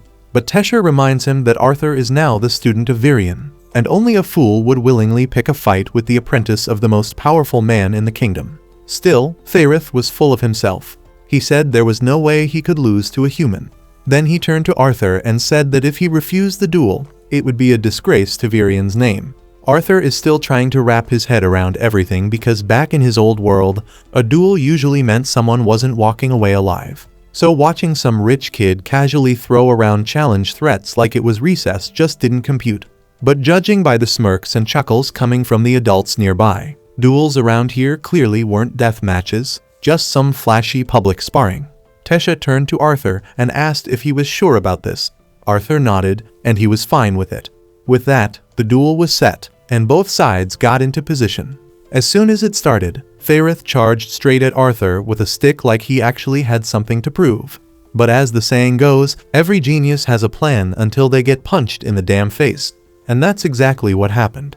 One clean shot later, Faerith hit the ground like a sack of rocks, knocked out cold. His friends ran over in a panic, while Tesha, unsurprised by the outcome, calmly grabs Arthur's hand and pulls him along. She still had a long list of stuff she wanted to do today, and getting stuck in some dumb noble drama wasn't on it. The two of them spent the whole day together, checking out shops, walking through town, and just enjoying each other's company. After a while, they took a break and sat on a balcony overlooking the city. Tesha asked when Arthur's training with Virion was supposed to begin, so Arthur said it would start first thing in the morning. But there was something heavy lingering in his expression. He thought back to what Virion told him during their earlier talk about how brutal the training would be. It wasn't just going to be difficult, it was going to be hell. If you had to describe it, it'd feel like being dumped into boiling tar. And Arthur would be going through that every single day, for years, with no family around to support him. That's why Virion needed to know if Arthur was truly prepared, and Arthur told him yes. Even now, Arthur feels eager to begin his training, despite knowing how grueling it will be, because his desire to grow stronger and shape the future he envisions gives him purpose. Tesha says she'll push herself too because she doesn't want to be left behind. But for now, she still wants to make the most of their day together, so she suggests they grab another bite to eat. A few years quietly passed, with Arthur and Tesha sharpening their abilities under Virion's watchful eye. During that time, their bond grew stronger, but thanks to Tesha's naturally fiery drive to compete, most of their training ended up feeling more like intense duels than simple practice. After pushing herself hard during today's session, Tesha is completely wiped out. So while she takes a break, Virion shifts his attention to giving Arthur a deeper explanation about magic. Once a person manages to stabilize their mana flow, they become capable of casting elemental spells, specifically water, fire, wind, or earth. That said, which elements someone can control often comes down to their race. Take elves, for example. They're naturally in tune with wind spells and have strong compatibility with water and earth, but on the flip side, fire spells are a weak point for most elves. Dwarves, on the other hand, thrive when it comes to fire and earth manipulation, but tend to struggle with water and wind. Meanwhile, humans are the wild card, technically able to learn all four elements, though each person's affinity will vary based on their training and natural leanings. Tesha wakes up and raises her hand and asks why Arthur hasn't been working on his mana core if it's supposedly that crucial. Virion replies that Arthur's body can't handle it just yet because he's carrying a beast's will inside him, and although that grants serious power, it also messes with the bond between his body and mana core. That's what's been causing the tight pain in his chest, so he needs to reintegrate his core before he can start any proper mana training. Tesha teases him and says this technically means she's stronger than Arthur at the moment, and Arthur snaps back that of course she's stronger because she's using mana with every attack she throws. Among elves, being able to awaken mana before the age of 10 is considered a big deal, but Tesha managed to do it at 9, which is why she's been able to train beside Arthur for so long now. Anyway, since Arthur's physical training has come far enough, Virion tells him the next step is to awaken the beast will inside him. If it works, that pressure in his chest should vanish completely. Becoming a beast tamer is a major step, and Arthur thanks him before asking him to get started right away. Arthur sits down to begin the process while Tesha watches anxiously, unsure if this is really safe for him. Virion admits Arthur might feel a little discomfort, but insists it won't be anything extreme. However, the moment Virion begins the ritual to awaken the beast will, Arthur lets out a scream of agony. The energy blasting out of his body is so intense that it sends both Virion and Tesha flying backward. The awakening process technically worked, but the sheer strain it placed on Arthur's body caused him to black out instantly, leaving both Virion and Tesha anxious. They carried him back to the palace and laid him down so he could rest and recover. When Arthur finally opens his eyes, the first thing he sees is Virion sitting quietly beside the bed. Virion asks if he's feeling alright, and Arthur replies that he's doing okay. Virion then asks if there was anything unique about the beast will that might explain such a violent reaction, since what happened during the process was far from normal. Arthur originally planned to keep his encounter with Sylvia a secret, but at this point, hiding it wouldn't do any good. So he comes clean and tells Virion that the beast will was gifted to him by a dragon. Virion freezes, stunned by the answer, and though it sounds hard to believe, he can't ignore that the power radiating from Arthur's beast will feels exactly like dragon magic. He looks Arthur dead in the eye and warns him never to speak of this to anyone, because if news ever got out that he carried a dragon's will, it would draw all kinds of dangerous attention. With that warning out of the way, Virion informs Arthur that he's expected to return home in 4 months. This catches Arthur off guard, since he thought he still had another 2 years before the next inter-race council meeting. But it turns out that a cultural exchange was arranged recently, and in 4 months, the portals to Xyrus City will open. Arthur immediately asks if Tesha is aware of this, because she'd be heartbroken if she found out last minute that he was leaving.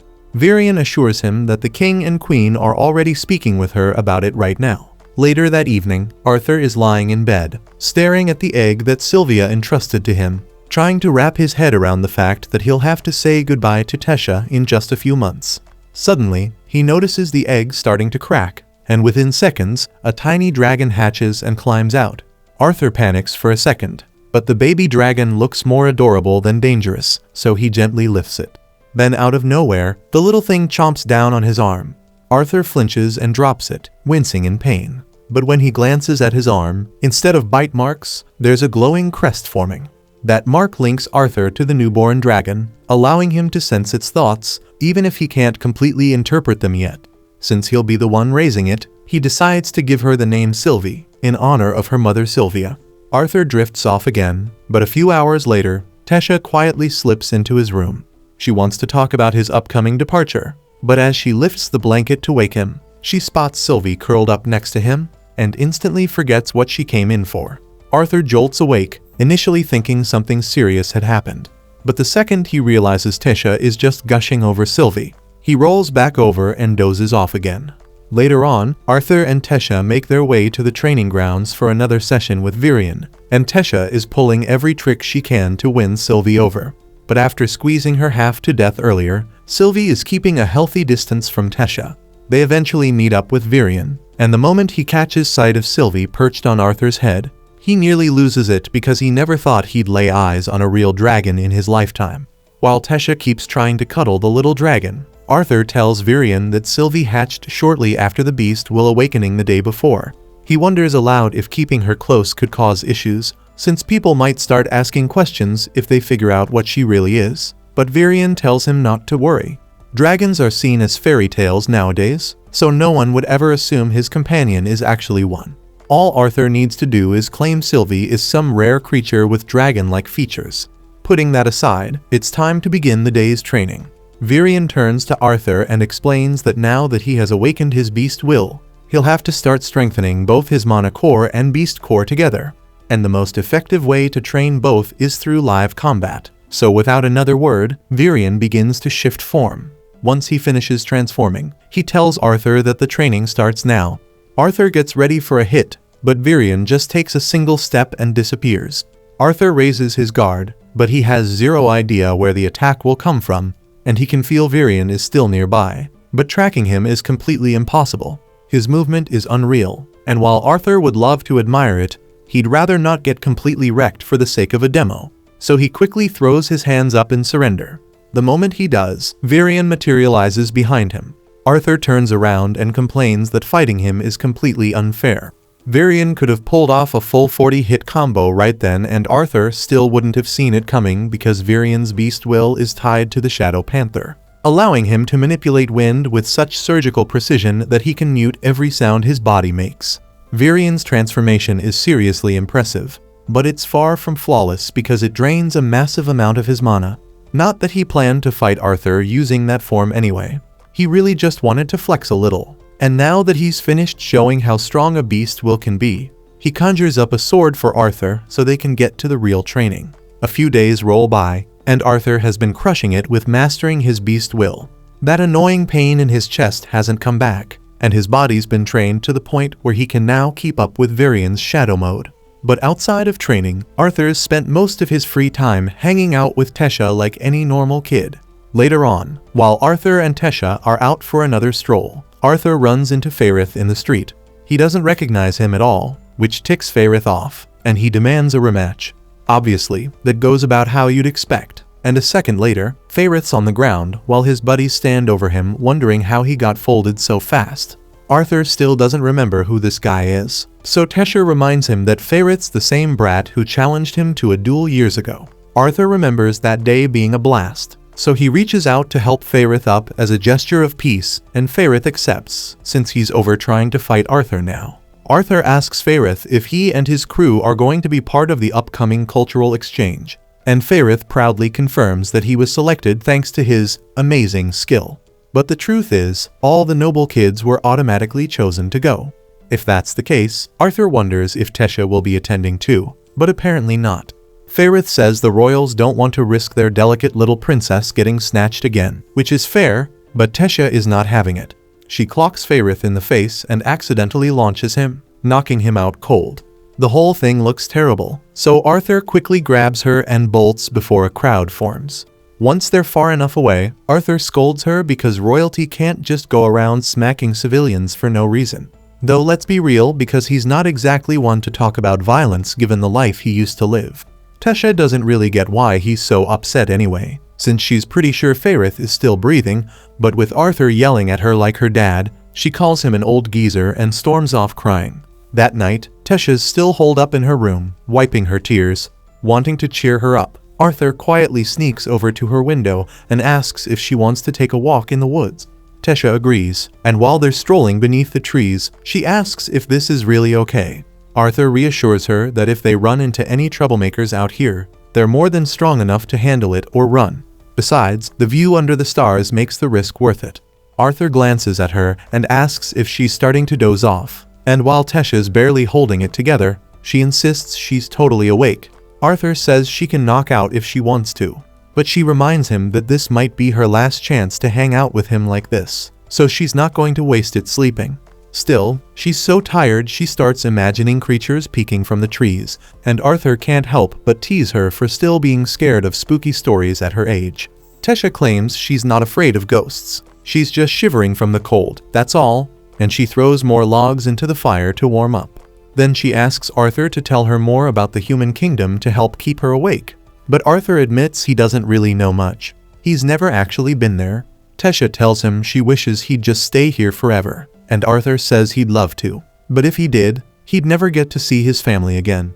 He wants to keep the conversation going, but by the time he looks over, Tesha is fast asleep. So he settles down too, letting the night wind down.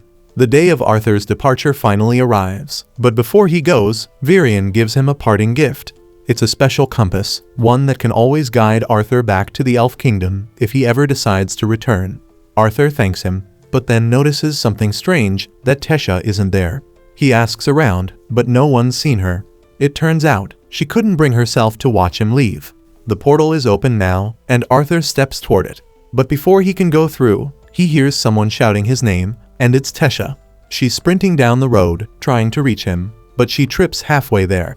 Arthur rushes over, kneels beside her, and holds out his hand. As she takes it, she starts talking a mile a minute, telling him he better not do anything reckless while he's away or she'll never forgive him. Arthur knows she's scared for him, so he pulls her into one last hug, and quietly tells her he's really going to miss her.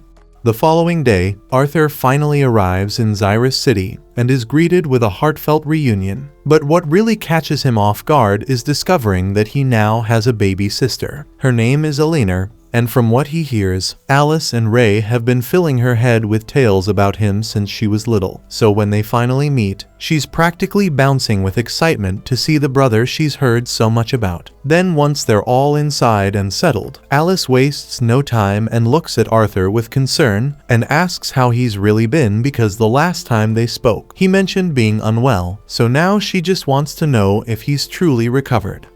Arthur assures her that he's fine now and there's nothing to stress about, but he knows they deserve answers, so he sits them down and tells them everything he's been through since the day they got separated.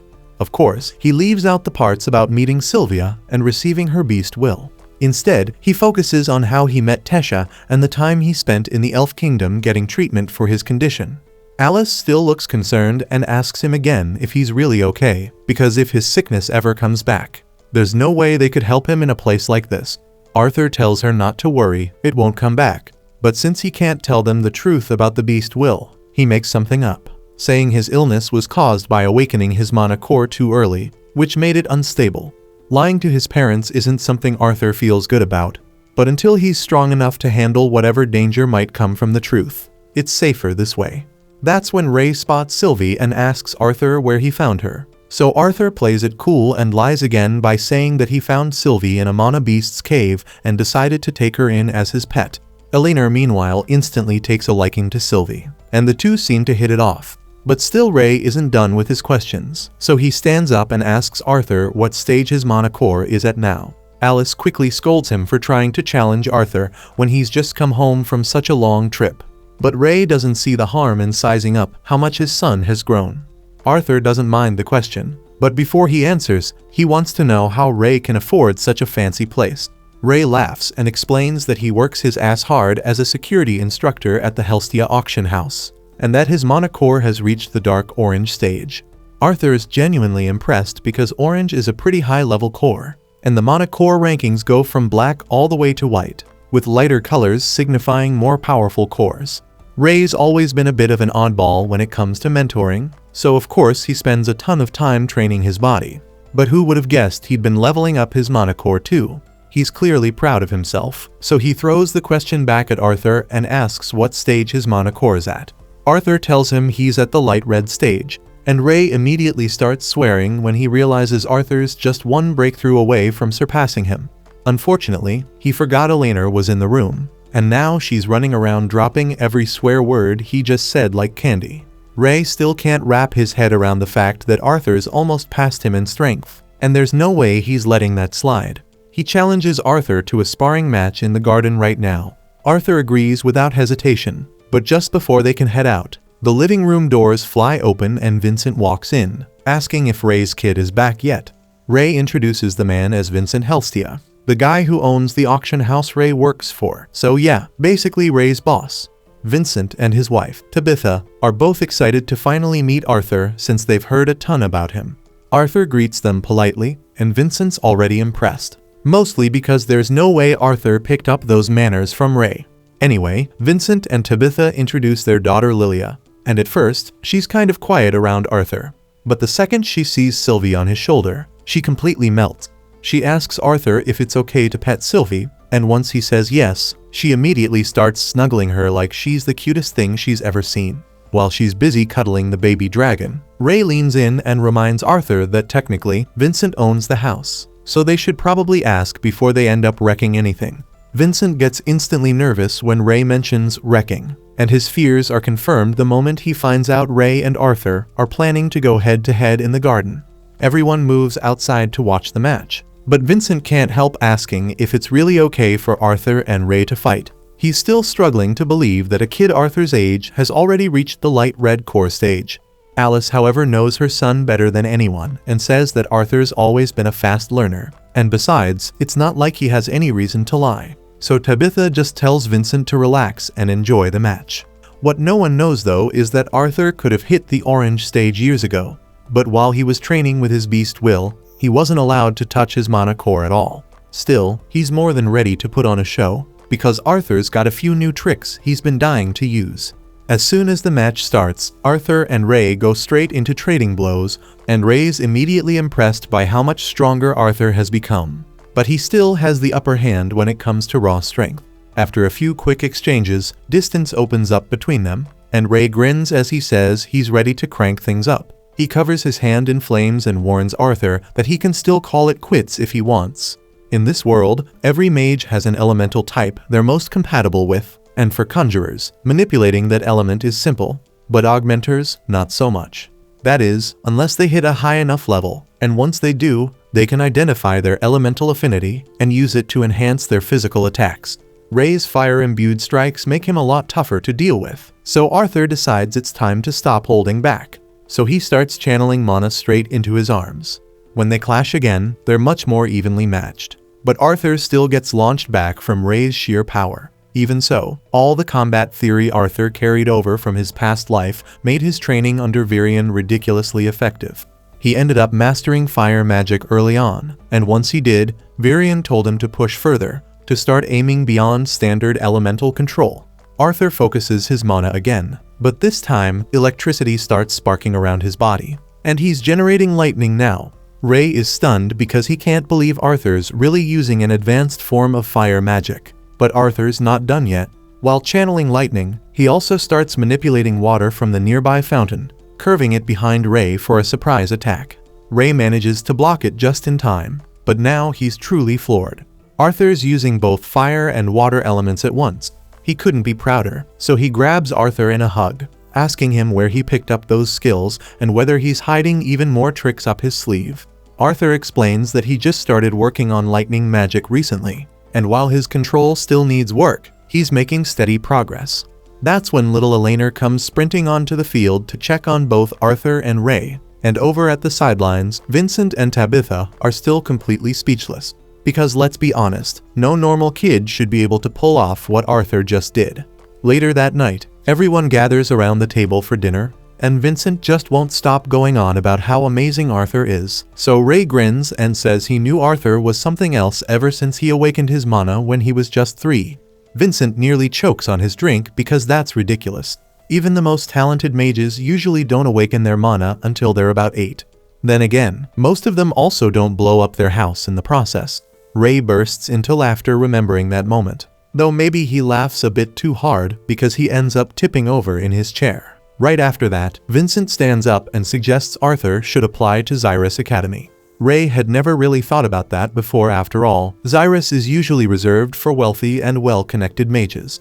But Tabitha agrees with Vincent and says they'd even be willing to sponsor Arthur's tuition, because someone with talent like his is bound to go far. Alice looks hesitant to accept though, because she knows they've already done so much for their family, and now they want to pay for Arthur's education too. Besides, Arthur's only 8, and Xyrus Academy usually only accepts students starting at 10. But Vincent's already one step ahead. He mentions that he knows the Academy's director personally, thanks to his work, and if he speaks to her, he's sure he can get Arthur an exception. Before they can go any further, Arthur finally speaks up. He says it would have been nice if someone actually asked him how he felt before deciding something so major. He just got reunited with his family today, and he'd kind of like to enjoy that before anyone talks about shipping him off to school. Then he gets up from the table and starts walking through the hallways, though to be fair, he's still not familiar with the layout of this place. A moment later, Lilia calls out to him and warns that if he keeps walking that way, he'll end up lost in the basement. She tells him to follow her instead, and Arthur doesn't have anything else to do right now, so he goes along. She leads him to one of the break rooms where all the house staff usually hang out. Everyone there greets Lilia right away since she visits often. And even though Arthur only just arrived today, they already know who he is, mainly because he scorched the garden earlier during his spar with Ray. Arthur apologizes for the trouble, but no one seems too bothered about it. Then Lilia asks Maria if there's any duck left over, and there is, but Maria warns her to watch how much she eats, teasing that she's starting to put on weight lately. Then one of the maids lets Arthur know that Lilia tends to come down here when she's feeling overwhelmed. Her parents have been putting a lot of pressure on her to awaken as a mage, so they've been pushing her through non-stop lessons. Lilia does want to become a mage herself, but all that pressure eventually builds up, and sometimes she just needs a moment to breathe. That evening, Arthur is spending some quiet time with his parents, and they're still absolutely overjoyed to have their little boy back. He may look a lot different now compared to the last time they saw him, but deep down, he's still the same kid they raised. With Arthur's talent, it's pretty clear he's going to be an incredible mage someday. But even if he wasn't, they'd still love him just as much. They'd love to stay up and keep talking, but they're sure Arthur must be wiped out from everything. So they get up and tell him goodnight. But before they head out though, Ray stops and brings up what Vincent mentioned earlier. He knows it might have come off as a little pushy, but everything Vincent said was out of genuine concern for Arthur's future. And just to be clear, no one is going to force Arthur to go to the academy if it's not something he wants. The next day, Arthur wakes up and hurries downstairs because some familiar faces have shown up to visit. The Twin Horns crew found out Arthur was back, so they stopped by to see how he was doing. Arthur's happy to reunite with them, but Angela is even more pumped because she immediately pulls Arthur into a giant, nice hug, and after Angela finally lets go, Arthur turns to greet the rest of the group. But then Jasmine walks up and starts running her hands over Arthur's body. Yeah, it might look weird to anyone watching, but she's just making sure there aren't any lasting injuries. Once she confirms he's fine, she pulls him into a small, nice hug and says sorry for everything that happened. She's still upset that she couldn't protect him the day he got separated from the group, so seeing him alive and well is a massive relief. Not long after, everyone settles in and starts catching up. Arthur's surprised to hear that the Twin Horns spent some time out in the city of Ediston. They landed a pretty solid contract out there, but had to come back to the capital for another job. Listening to their stories makes Arthur realize just how little he knows about the kingdom of Sapin, let alone the rest of Dicathan. Becoming an adventurer sounds like an exciting way to see the world, but that also means leaving his family behind again, and he's not so sure he's willing to do that again. Some days slip by, and we find Arthur alone in his room. deep in training as he works to gain control over his beast will. During one intense session, he stumbles onto something unreal, a strange ability that lets him freeze time itself. But the catch is that it only lasts for a few seconds, and every time he taps into it, it drains him completely. Exhausted and frustrated, he starts wondering if pushing his body this far for a power he barely understands is even worth it. But then it hits him that he's not doing this for glory or pride, he's doing it to protect the people who matter most. And that thought alone is enough to push him forward, and he throws himself right back into training.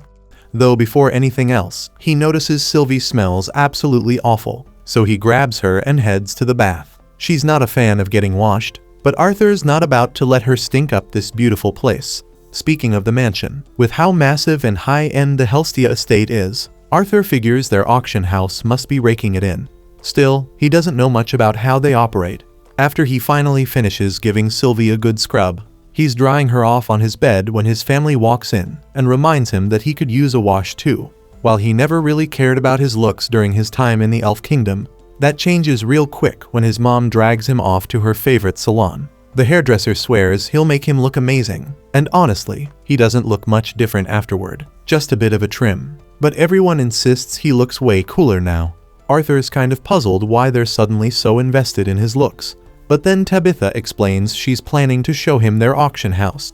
Since it's such a high-profile place where even royals drop by, they couldn't have him walking in with a hairstyle that screams Jungle Boy. Since they're already in Xyrus City, she offers to show him around town, and Elena chimes in saying she wants to go too so she can spend more time with her big brother. Lilia feels a little left out because before Arthur came back, Elena used to hang out with her all the time. Still, she wants to be around Arthur too, so she doesn't make a big deal out of it. They all end up spending the day together, laughing and playing a game of ring toss near a statue. But out of nowhere, a bunch of guys suddenly toss a ring at his head and walk away like nothing happened. Arthur's left staring, completely thrown off. So he asks Lilia what that was about since those guys seemed way too cocky. She tells him they're students from Xyrus Academy, and thanks to their uniforms, people around here treat them like they're nobility. Arthur's honestly disappointed because he thought he'd be able to avoid that kind of arrogance in town. But for now, he decides to just let it slide. Not long after, Arthur senses a strange energy coming from a nearby shop, so he heads over to check it out. His parents explain that it's a beast core store. Arthur is caught completely off guard because he didn't even know you could buy or sell beast cores. Back in the Elf Kingdom, that kind of thing just wasn't a thing, but apparently here in the human world, it's super normal. Tabitha goes on to explain that beast cores help boost a mage's power, and if one has a beast's will inside, it could sell for up to 100 gold coins. Just to give an idea, that kind of money could keep Arthur's whole family living comfortably for over 2 centuries. She tells him their auction house will be offering some beast cores soon and says she could let him hold one if he's curious. Arthur thanks her, but he's not that interested because he's totally fine with the one he got from Sylvia. That's when Lilia suddenly pipes up and asks her mom if she can have one too.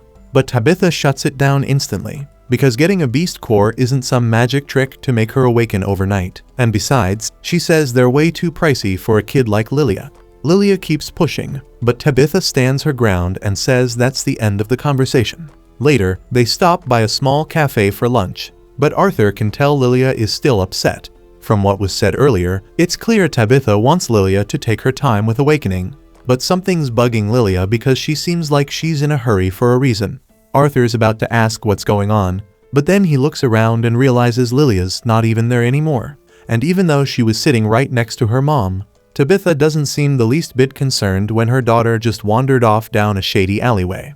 Arthur gets up and follows her trail, eventually finding her inside a magic shop. She's staring at one of the cheaper beast cores on display. With her own pocket money, she could probably afford that one. But Arthur steps in and asks if she's really sure about this, because just getting a beast core doesn't mean she'll suddenly be able to cast magic.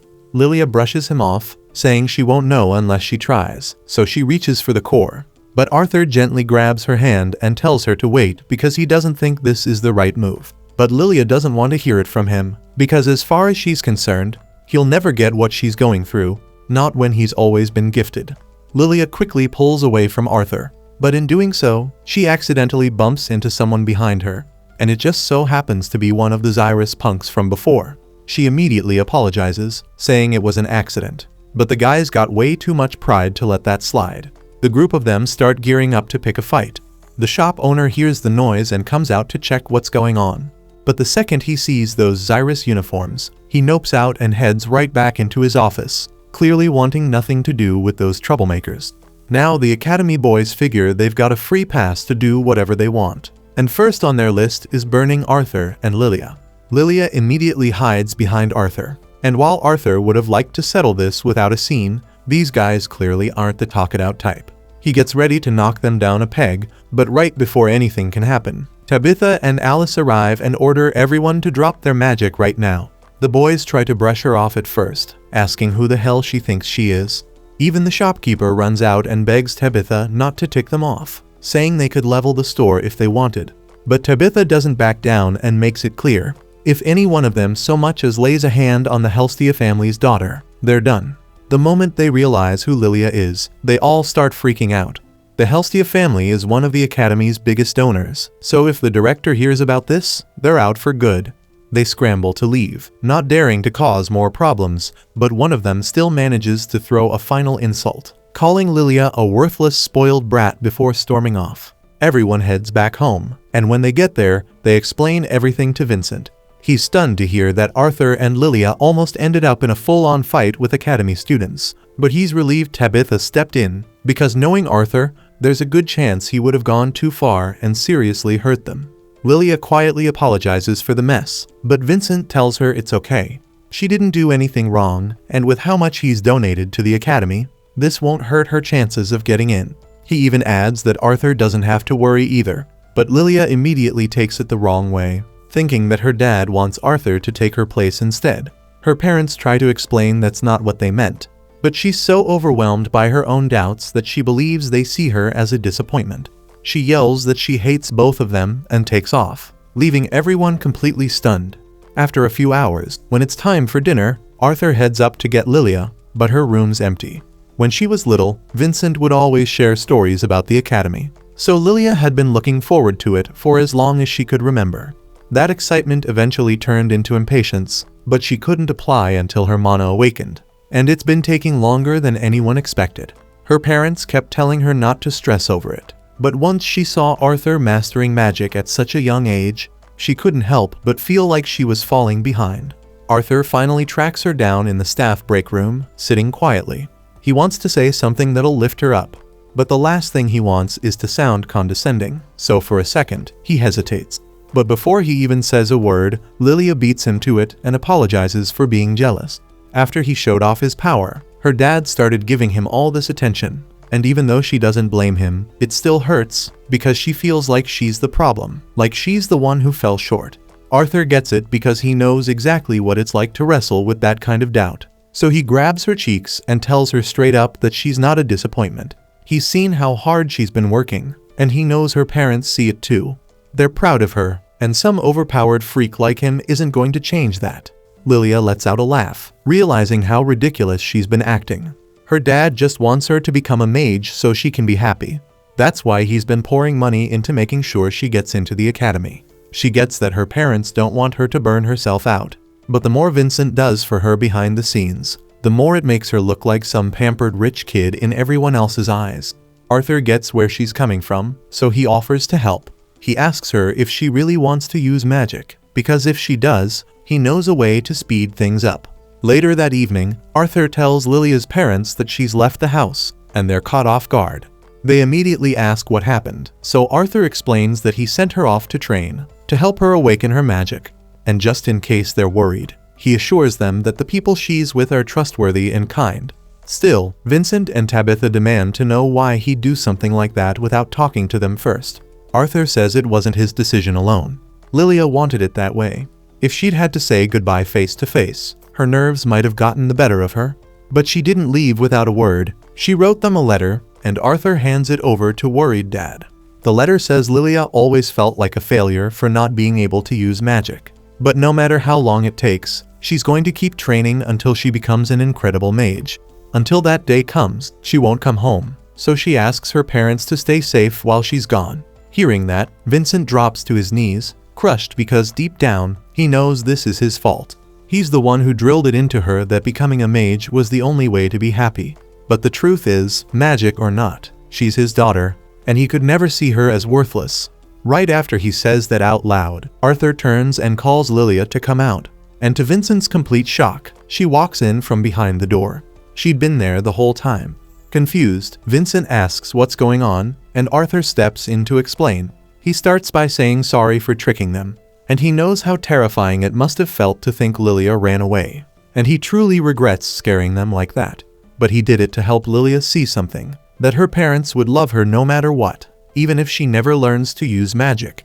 Vincent hears him out, and instead of getting mad, he realizes how blind he's been all this time. So he walks over to Ray and Alice and apologizes for trying to push Arthur straight into the academy the moment he came back. Then he turns to Lilia and tells her he's sorry for making her feel like she had to be a mage.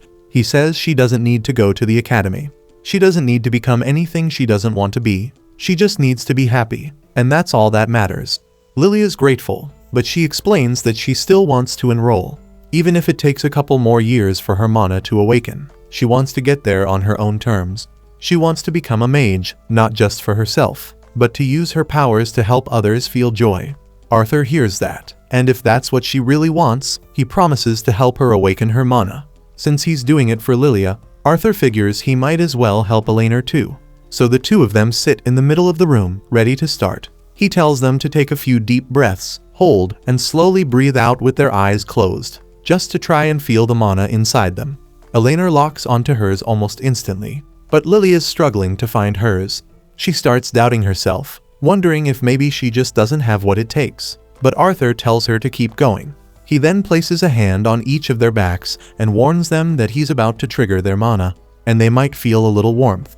Once the process kicks in, glowing lights start to appear in Lilia's vision, and just like that, her mana awakens at last, and her face lights up with pure happiness. Afterward at night, Alice and her family arrive at the prestigious Helstia auction house after receiving an invitation, and they're all taken aback by how lavish and refined the place is. The sheer elegance of the venue leaves Alice feeling a little uneasy, unsure if she really belongs somewhere so upscale. But Tabitha gently comforts her, telling her there's no need to worry and to simply chill and enjoy the auction. Tonight's auction is something adventurers and nobles alike have eagerly awaited, as it's a rare opportunity to acquire exclusive items that Vincent personally collected. Among the impressive items available are magical beast cores and precious foreign statues, so security at the event is incredibly strict, and Ray of course is overseeing the entire guard force. Once the auction kicks off, Vincent walks confidently onto the stage and announces the presence of special guests tonight. The esteemed royal family of the Kingdom of Sapin, King Blaine Glader, Queen Priscilla, and their kids, Prince Curtis and Princess Kathleen. Cheers erupt from the crowd at the royal family's introduction, leading Arthur to conclude they must indeed be great rulers if the people adore them this much. With royalty in attendance, Ray and the security team are especially vigilant, determined to ensure nothing disrupts the proceedings. At the same time inside the hall, Vincent opens the bidding with the very first item, a blade meticulously crafted by a renowned artisan, enchanted to channel mana and produce electricity at its tip. The bidding for the sword starts at 50 gold coins, but immediately, an eager participant increases the bid to 51 gold coins. As bidders compete fiercely, Arthur quietly considers if he might also infuse an elemental power into a weapon suited for it. That's when he spots Vincent introducing a pair of mysterious masks that catch his attention. But just as he focuses on them, he realizes Sylvie is nowhere to be found.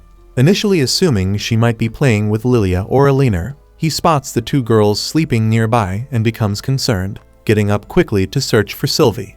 At the same time, Sylvie wanders leisurely through the auction house corridors like she owns the place, until suddenly she's intercepted by the mage accompanying the royal family. Meanwhile, on the stage, Vincent introduces the next coveted auction item, announcing it as an A-rank lion cub. Immediately upon seeing it, Prince Curtis turns excitedly to his father, declaring he wants it. As soon as bidding commences, the king decisively offers 1,000 gold coins right away, and naturally, no one dares to outbid the king, and the lion cub swiftly goes to him without any resistance. The king then walks up onto the stage to claim the cub, prompting Vincent to ask him what he intends to do with such a rare beast. The king explains he might tame the lion himself, But since Curtis expressed a desire to become a beast tamer, he'll give it to his son instead.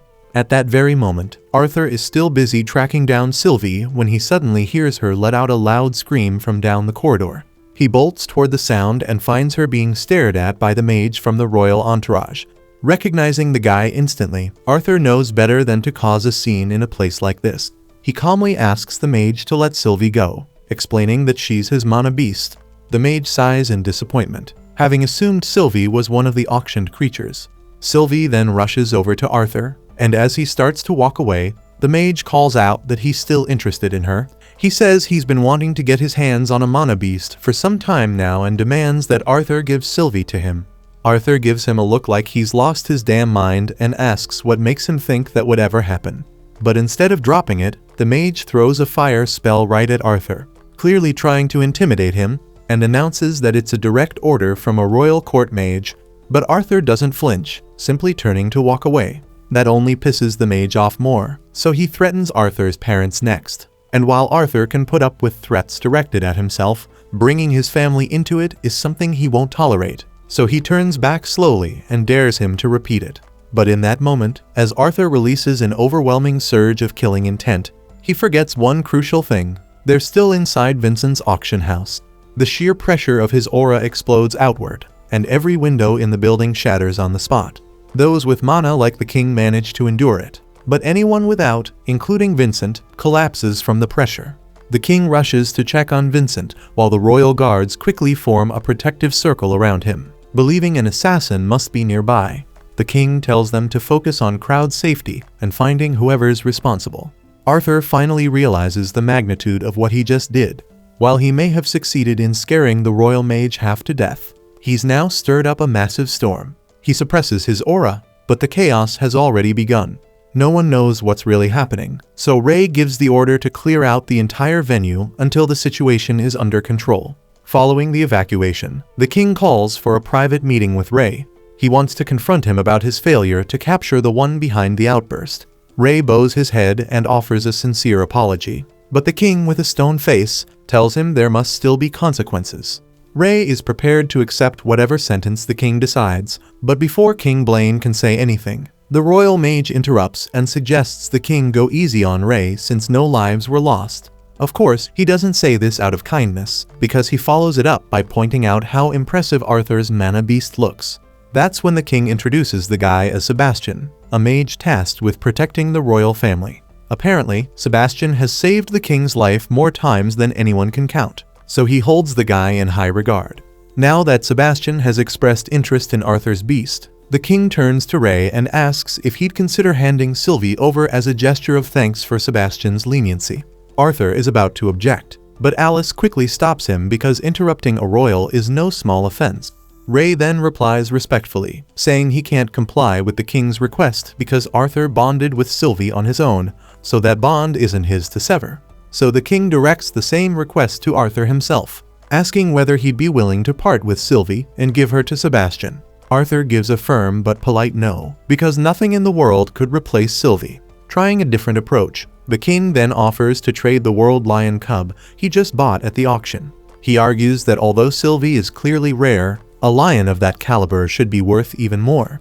But Arthur refuses again, stating that Sylvie isn't something he'd ever trade, sell, or give away, no matter what was offered. Now the king's tone begins to shift, his patience wearing thin. He reminds Arthur that he's already asked him twice, and a monarch shouldn't have to repeat a request more than once. For the third and final time, the king insists that Arthur surrender his mana beast. But at this point, Arthur has had enough of this shit. So he stands up and calmly asks the king if he would be willing to sell his own children. The room goes silent. The king is so stunned he's completely speechless, and Arthur presses further. He points out that he's declined the request 3 times, and yet the king refuses to acknowledge that some bonds are beyond price, so he wants to know how the king would react if someone tried to buy one of his kids. The royal guards don't take kindly to the remark and rush in to subdue Arthur for his insolence. But Arthur takes both of them out with a single punch, each effortlessly. Sebastian watches the scene unfold and calls the knights pathetic, disgusted that they failed to handle one boy. Still determined to get Sylvie, he casts a deadly fire spell with the intent of killing Arthur on the spot. But Arthur activates his static world technique, and in an instant, time grinds to a halt for everyone besides Sebastian. Sebastian looks around in shock, trying to figure out why everyone suddenly froze. But Arthur calmly explains that nobody can hear a thing he's saying right now. Then Arthur begins slowly walking toward him. Sebastian tries to warn him off, claiming Arthur doesn't stand a chance against a royal mage, but Arthur answers that by snapping Sebastian's leg without a word. Sebastian cries out for help, but Arthur tells him nobody's coming, so he'd better listen carefully while he still has working ears. Arthur leans in and warns him to stay in his lane and think twice before threatening the wrong person, because next time, it won't end with just a broken leg. A few seconds later, the static world effect wears off, time resumes like nothing happened, and Arthur immediately blacks out from the strain. Some time later, Arthur wakes up in his bed, his head pounding like hell, but at least he's not chained up in a cell. He realizes that using static world might have been a little too much. He really did manage to freeze time briefly, but the backlash hit his body like a truck.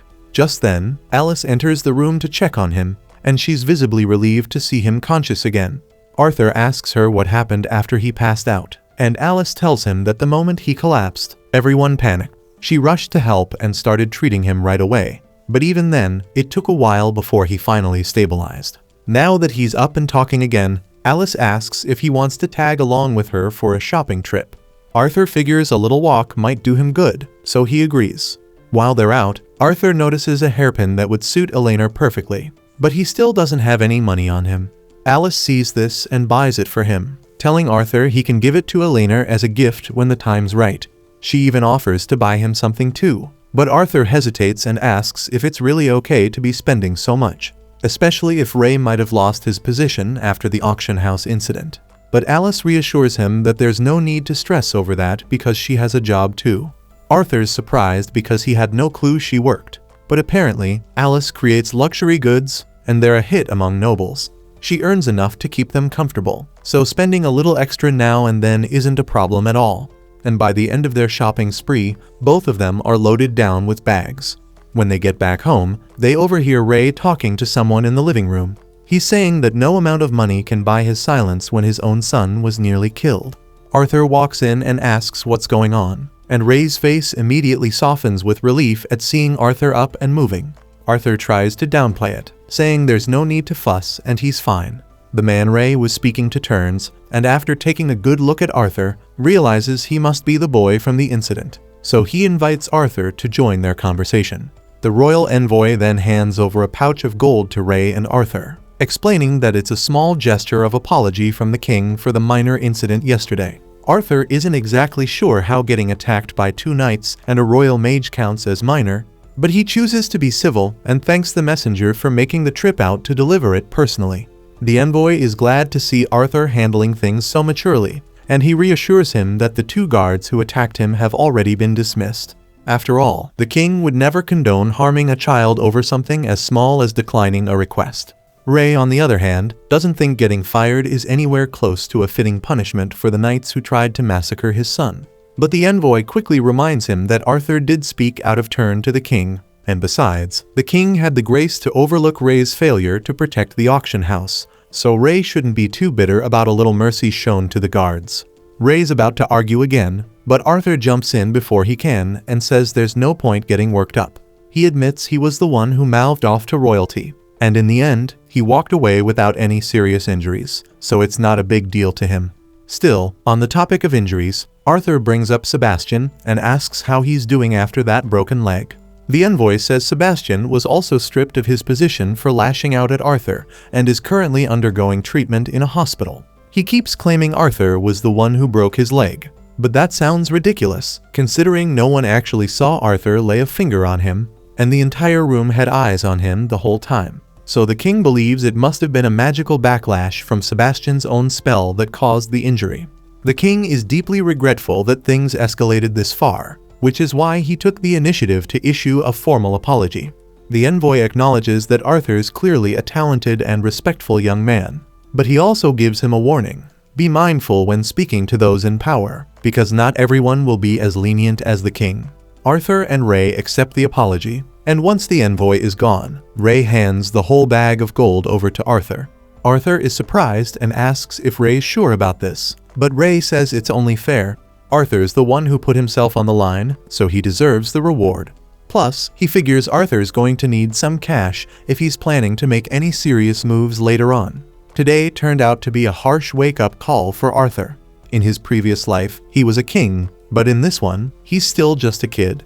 If he wants to stand toe-to-toe with real power, he'll need some political influence of his own. Which is why, the very next morning, he sets off to the Magic Academy, where he meets with Cynthia Goodsky, the director of the Magic Academy. And holding the title of director at Xyrus Academy gives her immense authority, and getting a face-to-face meeting with her is no easy feat for the average person. Although Goodsky had heard glowing reports about Arthur from Vincent, she's not the type to take praise at face value. Instead, she's determined to judge Arthur for herself and find out whether he truly lives up to the hype. Initially, she attempts to overwhelm Arthur with her incredible magical presence, but he remains calm under pressure. Still, while he's able to endure it, he admits privately that Goodsky's aura is genuinely terrifying. Yet that makes sense considering she's the strongest mage currently living in this nation. Arthur decides to demonstrate his true strength clearly enough to convince her that Vincent wasn't simply exaggerating his skills. First, he creates a swirling barrier of wind around himself, and while maintaining that, he simultaneously lifts several stones with earth magic. He then propels these stones forward using wind magic, firing them straight at Goodsky, but she casually deflects the assault with one simple gesture. Next, Arthur conjures several fiery throwing knives behind Goodsky, but before any of them can reach her, she counters effortlessly by dispersing them with a gust of wind. Arthur can barely believe she's handling everything he's thrown her way without breaking a sweat, so frustration gets the best of him, and he rushes forward ready to punch. But before he even reaches striking distance, Goodsky repels him instantly with a gust barrier. Arthur goes sprawling onto the floor, and it quickly becomes obvious that, as things stand, he isn't nearly strong enough to defeat Goodsky. Yet losing this fight doesn't mean Goodsky is disappointed with how he performed.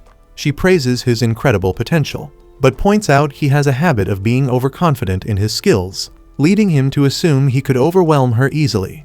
And now, as one final demonstration of her true strength, Goodsky says Arthur's last challenge is to see whether he can remain awake after taking her next spell. Raising her hands above her head, she releases a powerful blast of sound magic aimed directly at Arthur. This sonic attack is intense enough to shatter nearby boulders, and it nearly destroys Arthur's hearing as well, but he manages to withstand it and stays upright until Goodsky finishes. She finds herself thoroughly impressed by Arthur's determination, which makes her all the more eager to accept him as her apprentice. But Arthur mentions a few requirements he wants clearly understood first. His entire reason for meeting Goodsky is because she holds power and resources he requires, and everything he's doing is solely to ensure the safety of his friends and family. He makes it clear that if Goodsky guarantees to help protect his loved ones, he'll gladly join the academy and officially study under her guidance. Goodsky is honestly stunned by how bold Arthur is, since the whole arrangement seems totally one-sided in his favor. But Arthur figures he's worth the trade. And really, Goodsky can't say he's wrong because students like him don't show up often. She's just about to accept his conditions when Arthur tosses in one more. He lets her know he's only enrolling once he hits the minimum age, since he wants to study alongside people his own age. Goodsky questions that, pointing out he'd be pushing his enrollment back by a full 3 years. But Arthur insists that it's his life, and he wants to make the most of it. His plan is to travel the continent and live as an adventurer first. It's clear to Goodsky that Arthur has already made up his mind, so arguing isn't going to change anything. She asks if he's even mentioned this plan to his family yet, and he admits he still needs to talk to them. So Goodsky tells him that if he can get his parents to agree, then she'll approve all his conditions. But the moment Arthur returns home and shares his plan to become an adventurer, Alice shuts it down immediately and says no without a second thought. Ray tries to reason with her and at least hear Arthur out, but Alice isn't having it. Arthur just got back after being gone for years, and she has no intention of letting him leave again. Trying to find middle ground, Ray asks if she'd feel better about it if Arthur had a guardian tagging along during his travels, but Alice still won't budge. That's when Arthur finally steps forward and promises Alice that it won't be like last time. He says this isn't some long-term goodbye. He's only going on trips where he'll be able to return home every few months.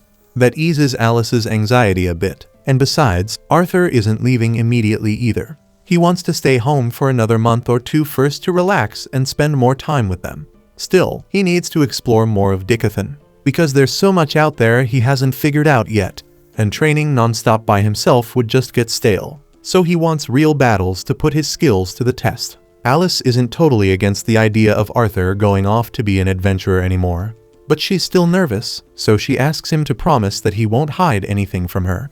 Arthur agrees to be upfront with her, but deep down, he knows there are plenty of secrets he'll have to keep from his family. On another note, Ray still thinks it'd be smart for Arthur to have someone watching his back, since adventuring is no joke. So he goes to reach out to his old friends to see if anyone can step in. He doesn't really have much money to offer, but he promises to pay them back however he can. Even so, the Twin Horns don't care about that. They say he doesn't need to worry about paying them because they're friends, and they're happy to help Arthur however they can. But even with all that, Adam immediately says he's out because babysitting isn't his thing, and he's worried that if they end up clashing, Arthur might get annoyed enough to kill him in his sleep. The others kinda laugh, but they agree that with how irritating Adam can be, that's not exactly far-fetched. Right then, Jasmine speaks up and volunteers. Everyone's caught off guard, since they all know she hates bodyguard gigs even more than Adam does. But Jasmine says if it's for Arthur, she's okay with it, and Ray really appreciates her stepping up, so the job's officially hers. She's an augmentor like Arthur, recently hit the light orange rank, and she already gets along with him, so she's probably the best choice for something like this. Now that the Guardian situation's taken care of, Arthur asks Ray if he can stop by the auction house since he still needs a sword for the adventurer exam. Ray doesn't mind and sends a request over to Vincent to set things up. The following day, Arthur meets up with Vincent and explains that he needs a weapon for the admissions trial. Vincent tells him to take his time and look through whatever he wants. There's a massive variety in stock, so going through all the swords is going to take a while. By the time dinner rolls around, Arthur still hasn't come back. Alice is starting to get anxious and thinks about going to look for him.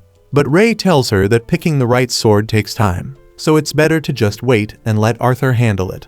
At the same time, Arthur is still stuck, overwhelmed by all the choices in front of him.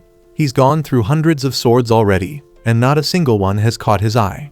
Since most fighters around here are augmenters, the collection is stacked with bulky two-handers or oversized one-handed swords.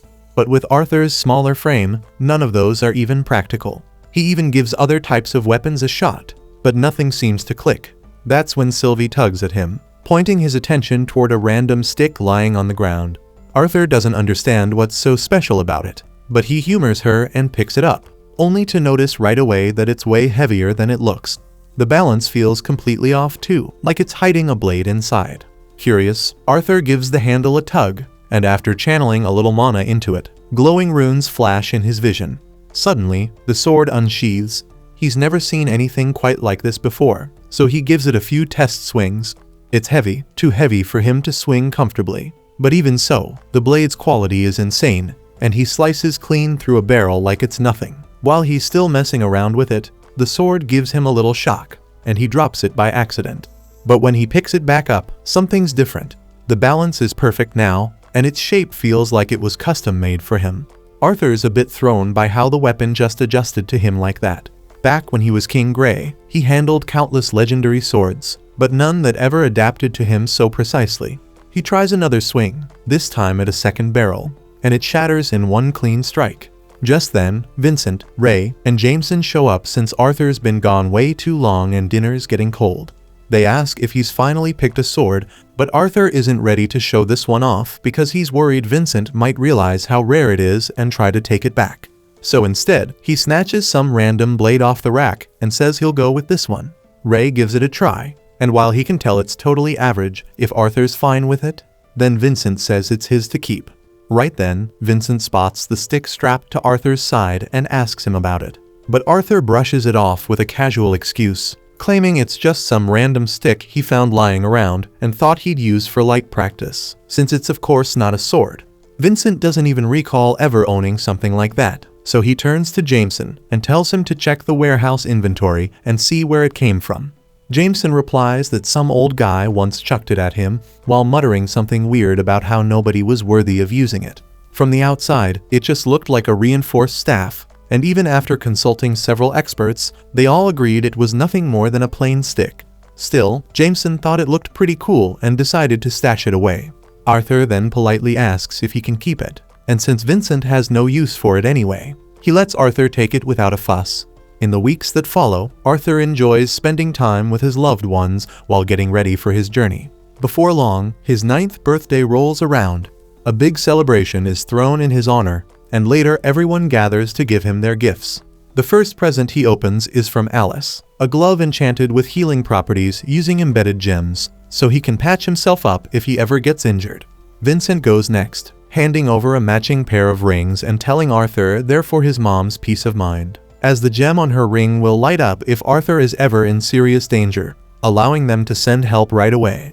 The last one comes from Adam. It's a voice scroll that can transmit messages, so Arthur can use it to send updates, and Alice will be able to respond. Arthur thanks everyone for the thoughtful gifts, and since he's officially setting off tomorrow, he tells them how much he appreciates all they've done for him. Alice then begs him to take care while he's out there, and she couldn't care less if he gets famous or rich because what matters is that he comes back safe.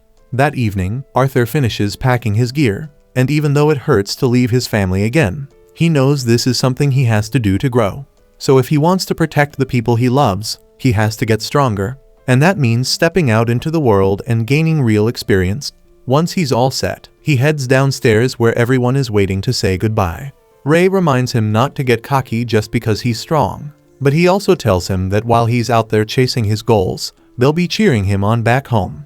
First, Jasmine kicks things off by bringing Arthur to the Adventurers Guild to get him officially registered, and he arrives there wearing a cool mask, not just for the dramatic, mysterious flair, but also to keep his identity hidden because the last thing he wants is the royal family sniffing around and getting involved in his affairs. The receptionist then brings them straight to the office of Guild Master Caspian, who greets Jasmine with a big smile since she's not just some random rank. She's got weight in this place. When Caspian finds out she wants Arthur to take the rank assessment, he says most people have to go through a few extra tests before that. Then he leans in close to Jasmine and whispers that since she's from a noble family, and he's on good terms with her dad, he'll bend the rules and let her partner skip straight to the exam. Caspian turns to Arthur next and tells him he doesn't have to use his real name when registering at the guild. He asks what name he should use, and Arthur decides to go with Note as his alias. The moment Arthur shakes his hand, he immediately picks up on how strong Caspian actually is, way stronger than he looks, especially for someone with that soft appearance.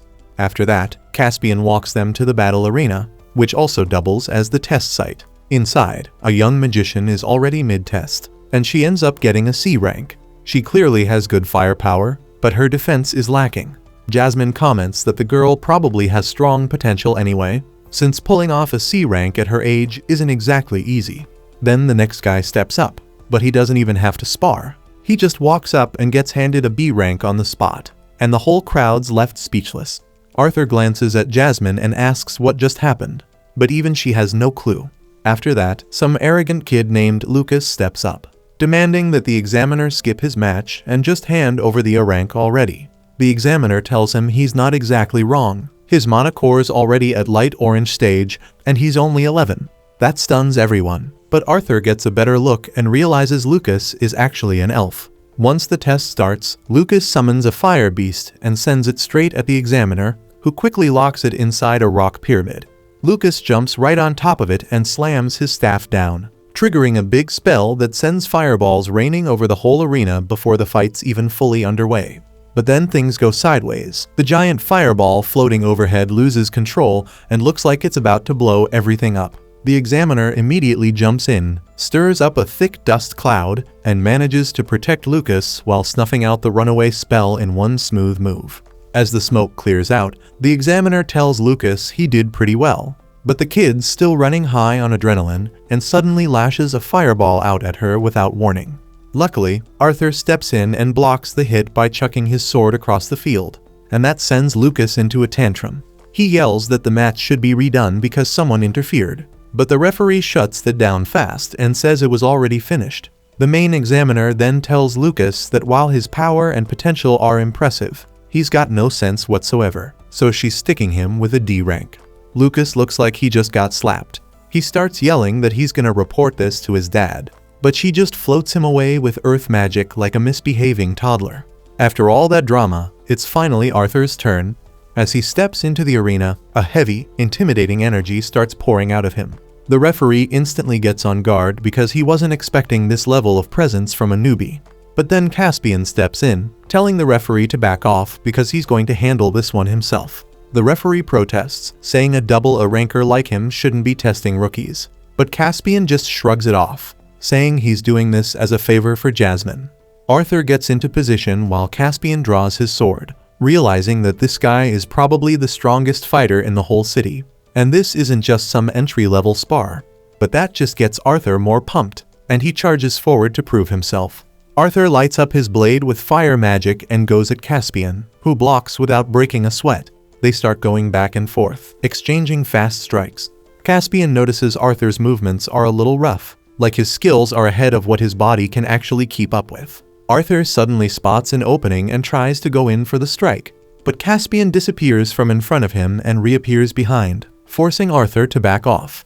Arthur kicks things up with a fire-boosted dash and attacks again, but Caspian responds with a gust of wind magic that shoves him away, warning him not to let his confidence get the better of him. In the end, Arthur passes and is officially ranked as a B-rank adventurer, walking out with his license in hand. But at that exact moment, the higher-ups in the guild corner Caspian because they pissed that more than 2 kids walked out with B ranks in one day. Caspian reminds them that about 6 months ago, the ban on elves and dwarves becoming adventurers was lifted. That seems to explain a lot. And the top brass finally gets it. Almost every kid who got B rank today has either elven or dwarven blood in them. Lucas, for example, is a half-elf from a family known for pulling all kinds of stunts to raise powerhouse mages. The geek who didn't even take the test turns out to be human, but he grew up in the Dwarven Kingdom and had some serious high-up connections, which is why even Caspian couldn't step in to evaluate him. The guild officials are worried about what kind of backlash that could bring, but one of the knights is more curious about Arthur. Caspian tells them he honestly doesn't know much about the guy, but he's certain that Arthur isn't an elf or a dwarf.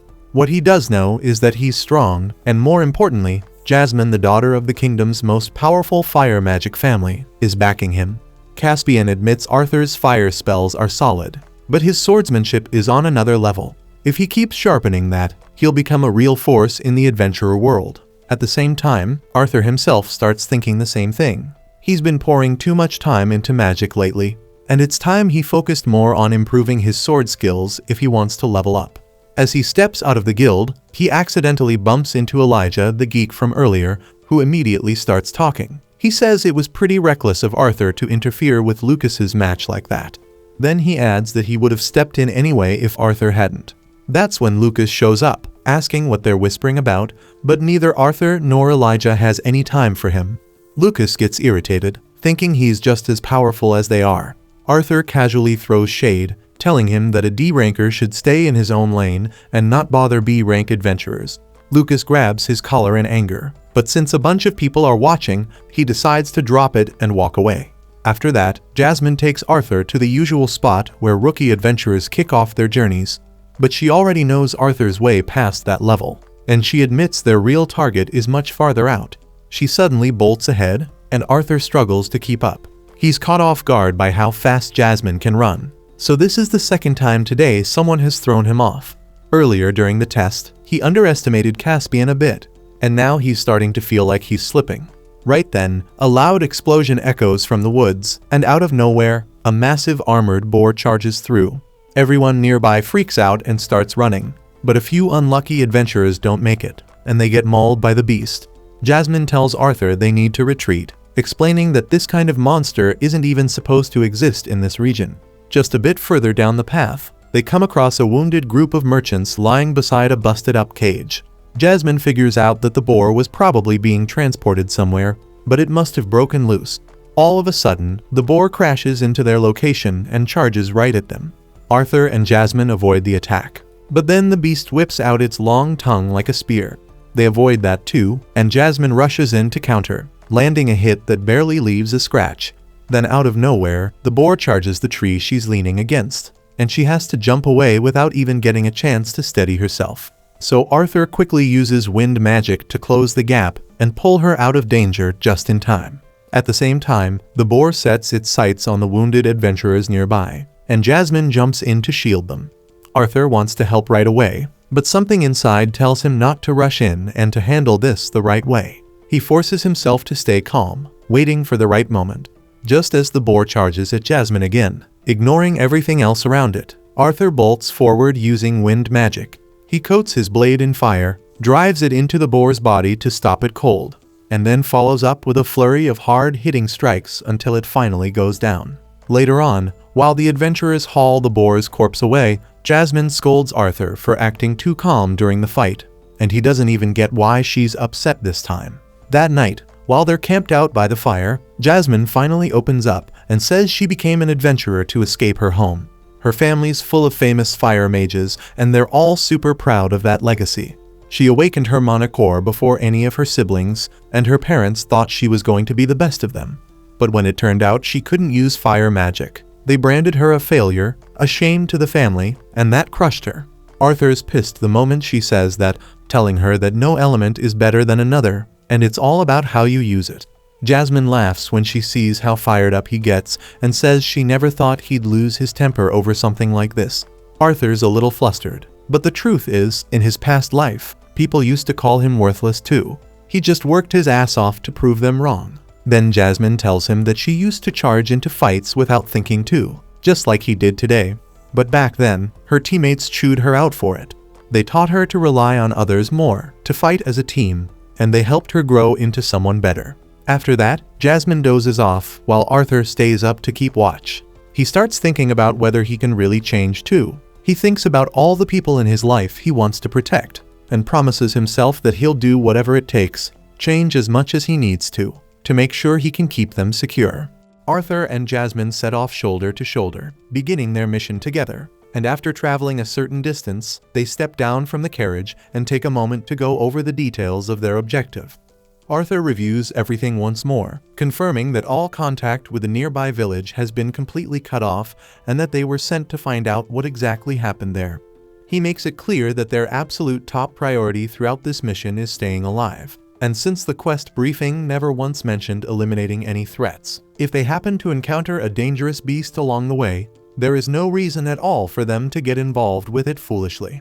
Arthur then glances at Sylvie, who is perched comfortably on his shoulder, and asks what she intends to do while he is off dealing with the quest. Sylvie casually replies that she will be training somewhere close by until he returns, so Arthur assures her that he will inform her the second he is back. With that sorted, he and Jasmine continue toward the village. But after walking for some time, they both notice something unsettling. Numerous footprints head straight into the village, yet hardly any tracks come back out. Given the circumstances, they both realize their smartest move is to collect as much information as possible before rushing in, so they begin cautiously surveying the outskirts, slipping through brush, and peering past bushes to better understand what might be waiting inside. After spending a fair amount of time observing, they still see no trace of any villagers, which makes Arthur start considering the possibility that a beast may have attacked and wiped them out. Jasmine, however, is not fully convinced, pointing out that there are no clear signs of a struggle or destruction in the area. Just then, they sense a peculiar aura radiating from somewhere deeper within the village, and without wasting another moment, they decide to enter and investigate directly. Inside, they are met with a shocking sight. Several luminous cyan crystals rise from the ground in scattered locations. When they approach for a closer inspection, their shock deepens as they realize that actual villagers are sealed inside each one. The sight leaves both of them momentarily speechless. As if that were not strange enough, they soon encounter a young girl who appears completely unaffected by the crystal phenomenon. They stop her and ask what occurred, and she explains through shaky breaths that she had been out gathering medicinal herbs when everything suddenly happened, only returning to find everyone she knows trapped and frozen in those glowing prisms. Overwhelmed, the girl collapses into tears at the horrifying scene before her. From everything they have seen and learned up to this point, Arthur is certain of one thing. This has to be the doing of some kind of monster. Out of nowhere, a strand of webbing snaps through the air and latches onto the girl's leg, yanking her off the ground and hauling her upward as a massive spider-like monster creeps forward, ready to swallow her whole. Arthur reacts on instinct and lunges to rescue her, but Jasmine quickly grabs him and holds him back before he can rush in. Instead of devouring the girl, the creature encases her inside one of the glowing crystals and lowers her back to the ground. It then shifts its focus entirely onto Arthur and Jasmine, attempting to snare them next, but both of them slip away from its attack with ease. Moments later, they decide to retreat, since their mission briefing never once involved hunting down or defeating any monsters in the first place. Elsewhere at that very same moment, two individuals clad in hooded cloaks stand across from each other in a dimly lit chamber, a map spread out between them. They discuss the threefold alliance of humans, dwarves, and elves, viewing it as a highly unfavorable balance of power from their perspective. One of them, however, remarks that history follows a natural current, and sometimes allowing events to flow as they will can lead to unexpectedly satisfying outcomes. He then activates something marked as a beast glade on the map, causing a sphere of glowing green energy to materialize above it. Miniature projections of the most formidable and dangerous adventurers then appear across the map's surface. After examining what lies ahead, the two cloaked figures agree that this future must be stopped no matter the cost, and judging by the intensity of their reactions to each projection, it becomes obvious that the ones they fear most are Arthur and Jasmine. At the same time, Arthur and Jasmine have successfully put distance between themselves and the spider beast, though Arthur is still trying to process what exactly that creature was. Jasmine explains that it is called an arachne, a monster ranked among the 5 beasts she has always dreaded encountering. In her entire life, she has only faced 5 of them and managed to bring down just one, and even that victory required the combined effort of the entire Twin Horns party, which leaves Arthur genuinely stunned. She continues, mentioning that Ray and Alice were both present during that battle, and that Alice's emitter abilities proved absolutely vital to their survival. The curse inflicted by an arachne can only be lifted by an emitter or by killing the arachne itself. To make matters worse, these creatures possess an extremely high resistance to magic, rendering most spells practically useless against them. After hearing all of that, Arthur finally understands why Jasmine stopped him earlier. She already knew they stood little to no chance in a direct confrontation. Jasmine confirms this and adds that arachne cannot tolerate sunlight very well, which is why they usually remain hidden deep within forests or buried inside dungeons. With that in mind, she acknowledges that she has already taught him everything essential about surviving as an adventurer, then turns the question back on him and asks what he believes their next move should be. Arthur pauses to think it through and decides the smartest call is to head straight back to the guild and file a full report on what they discovered. But in the very next instant, the arachne materializes right behind them and casts its snare magic, trying to lock them down and transform them. Jasmine slams Arthur out of harm's way at the final second, leaving herself trapped inside the glowing circle alone. And moments later, she is encased within a crystal prison. The arachne immediately charges at Arthur, yet he snaps his blade up just in time to intercept the strike. As he strains against the impact, his thoughts slip back to his previous life, when he stood as a king hailed as the strongest warrior alive. That memory ignites something fierce inside him, and he unloads everything he has on the monster. But just as Jasmine had cautioned, his swords lack the power to inflict meaningful damage. He springs backward onto a tree branch and reassesses, realizing steel alone will not win this fight. So he releases his grip and unleashes his blade and flame technique, striking with magic instead, and this time, the attacks visibly wound it. Eventually, Arthur starts to believe the barrage has finally put it down, yet to his disbelief, the arachne drags itself back up and regenerates, which does not entirely surprise him since Jasmine warned him about its overwhelming resistance to magic. Taking that into account, Arthur fires off his rock arrow technique, sending multiple stone spikes plunging deep into the arachne's body. Enraged, it hurtles toward him, but Arthur evades cleanly and lands atop it, driving his sword into the opening the stone spines carved out. He then channels magic into the embedded spikes, triggering them from within and unleashing a violent surge of lightning that rips through the creature. After enduring the relentless current for several long seconds, the arachne finally collapses, Arthur steps off and turns toward Jasmine,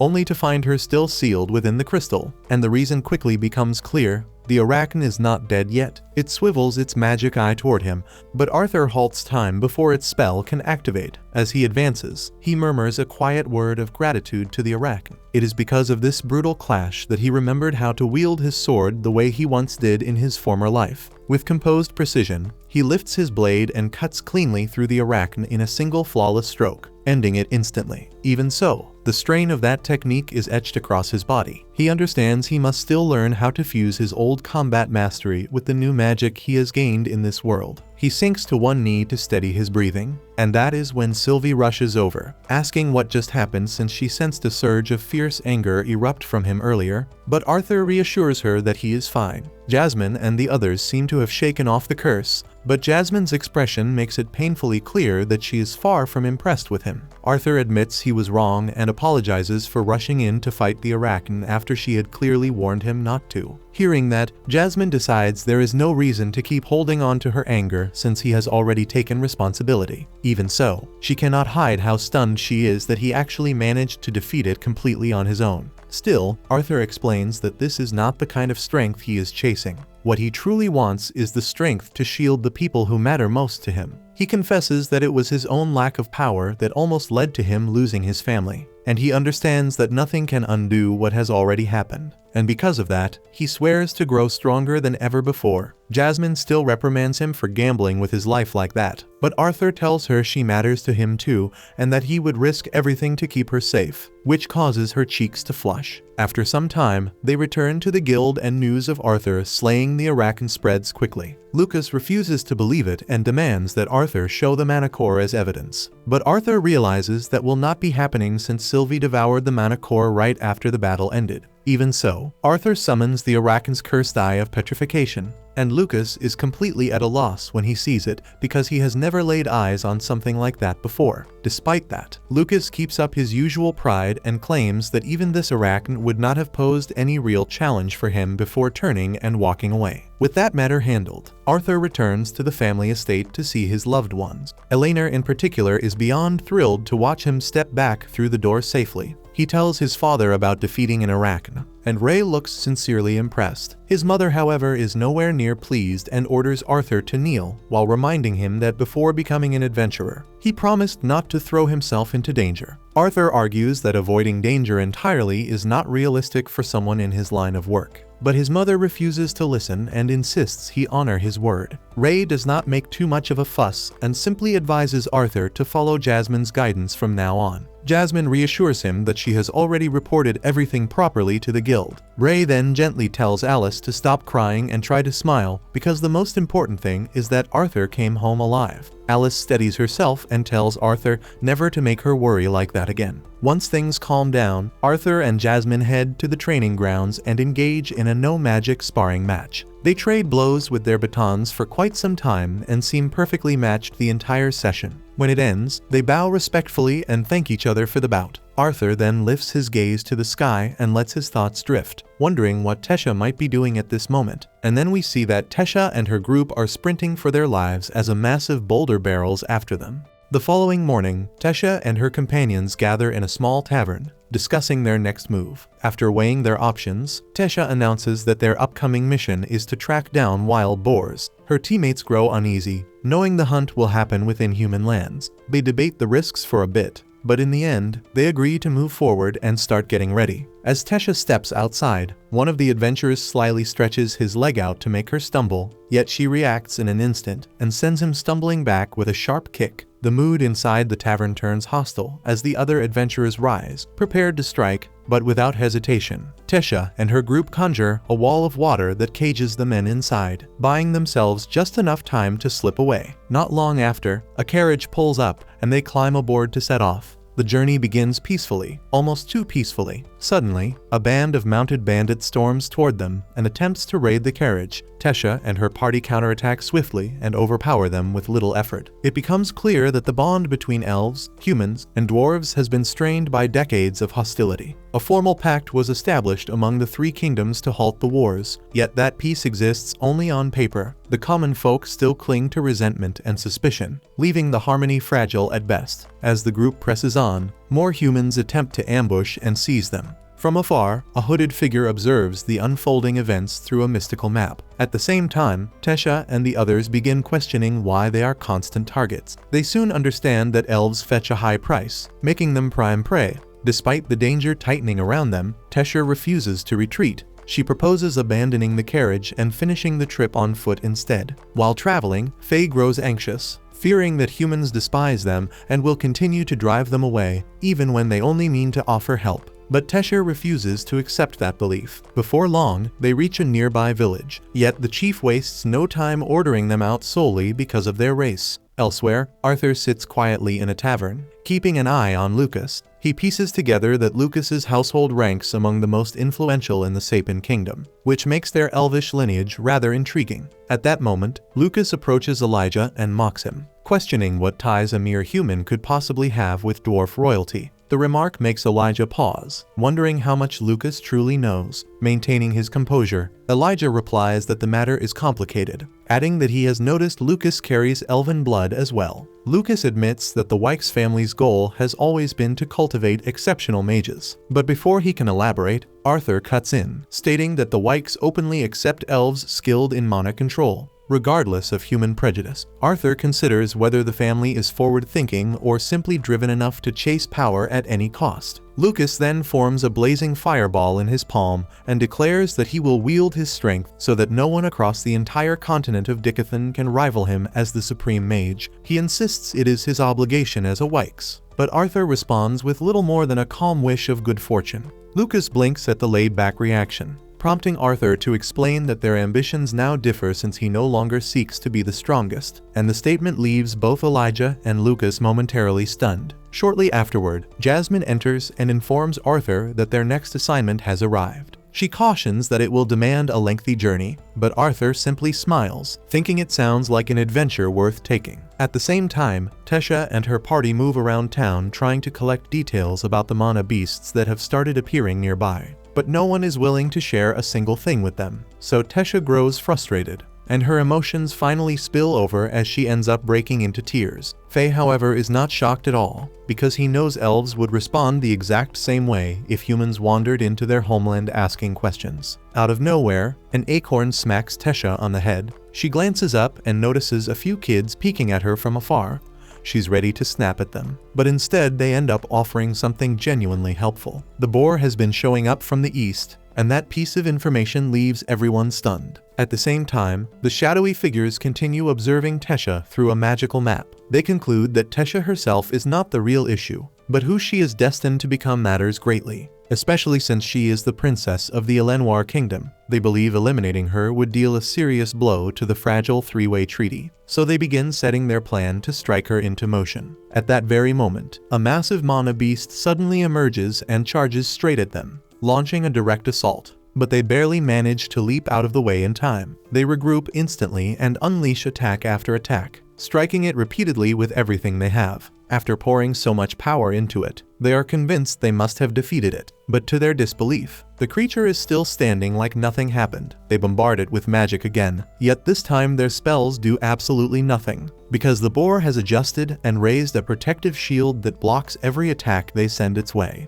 This entire confrontation was deliberately orchestrated by the hooded figures, whose true goal is to shatter the three-way treaty by ensuring Tesha dies on human soil. Tesha and her team quickly realize their magic is no longer effective, so they abandon offense and focus on sprinting and evading as quickly as possible. But amid the chaos, Vaya is suddenly struck by a chunk of flying debris, which knocks her off her feet and sends her tumbling right in front of the boar. Fortunately, Faye reacts in an instant and uses his water magic to yank Vaya away, pulling her back to his side before disaster can strike. Faye recommends that they withdraw and retreat, but that is when Tesha suddenly forms a strategy. The first move is for Faye to serve as bait. so he rushes forward and splashes the boar with water magic to draw its attention and lure it after him. Once it reaches the perfect spot, Vaya activates her earth magic and cracks open the ground beneath it, causing the boar to drop down and become trapped inside the pit. With it stuck below, Tesha uses her telekinesis to raise a mass of rocks and slam them down on top of the mana beast, locking it in place. Tesha exhales in relief, convinced the fight is finally over. But the mana beast bursts free from the pit and charges toward Faye and Vaya, ready to smash into them.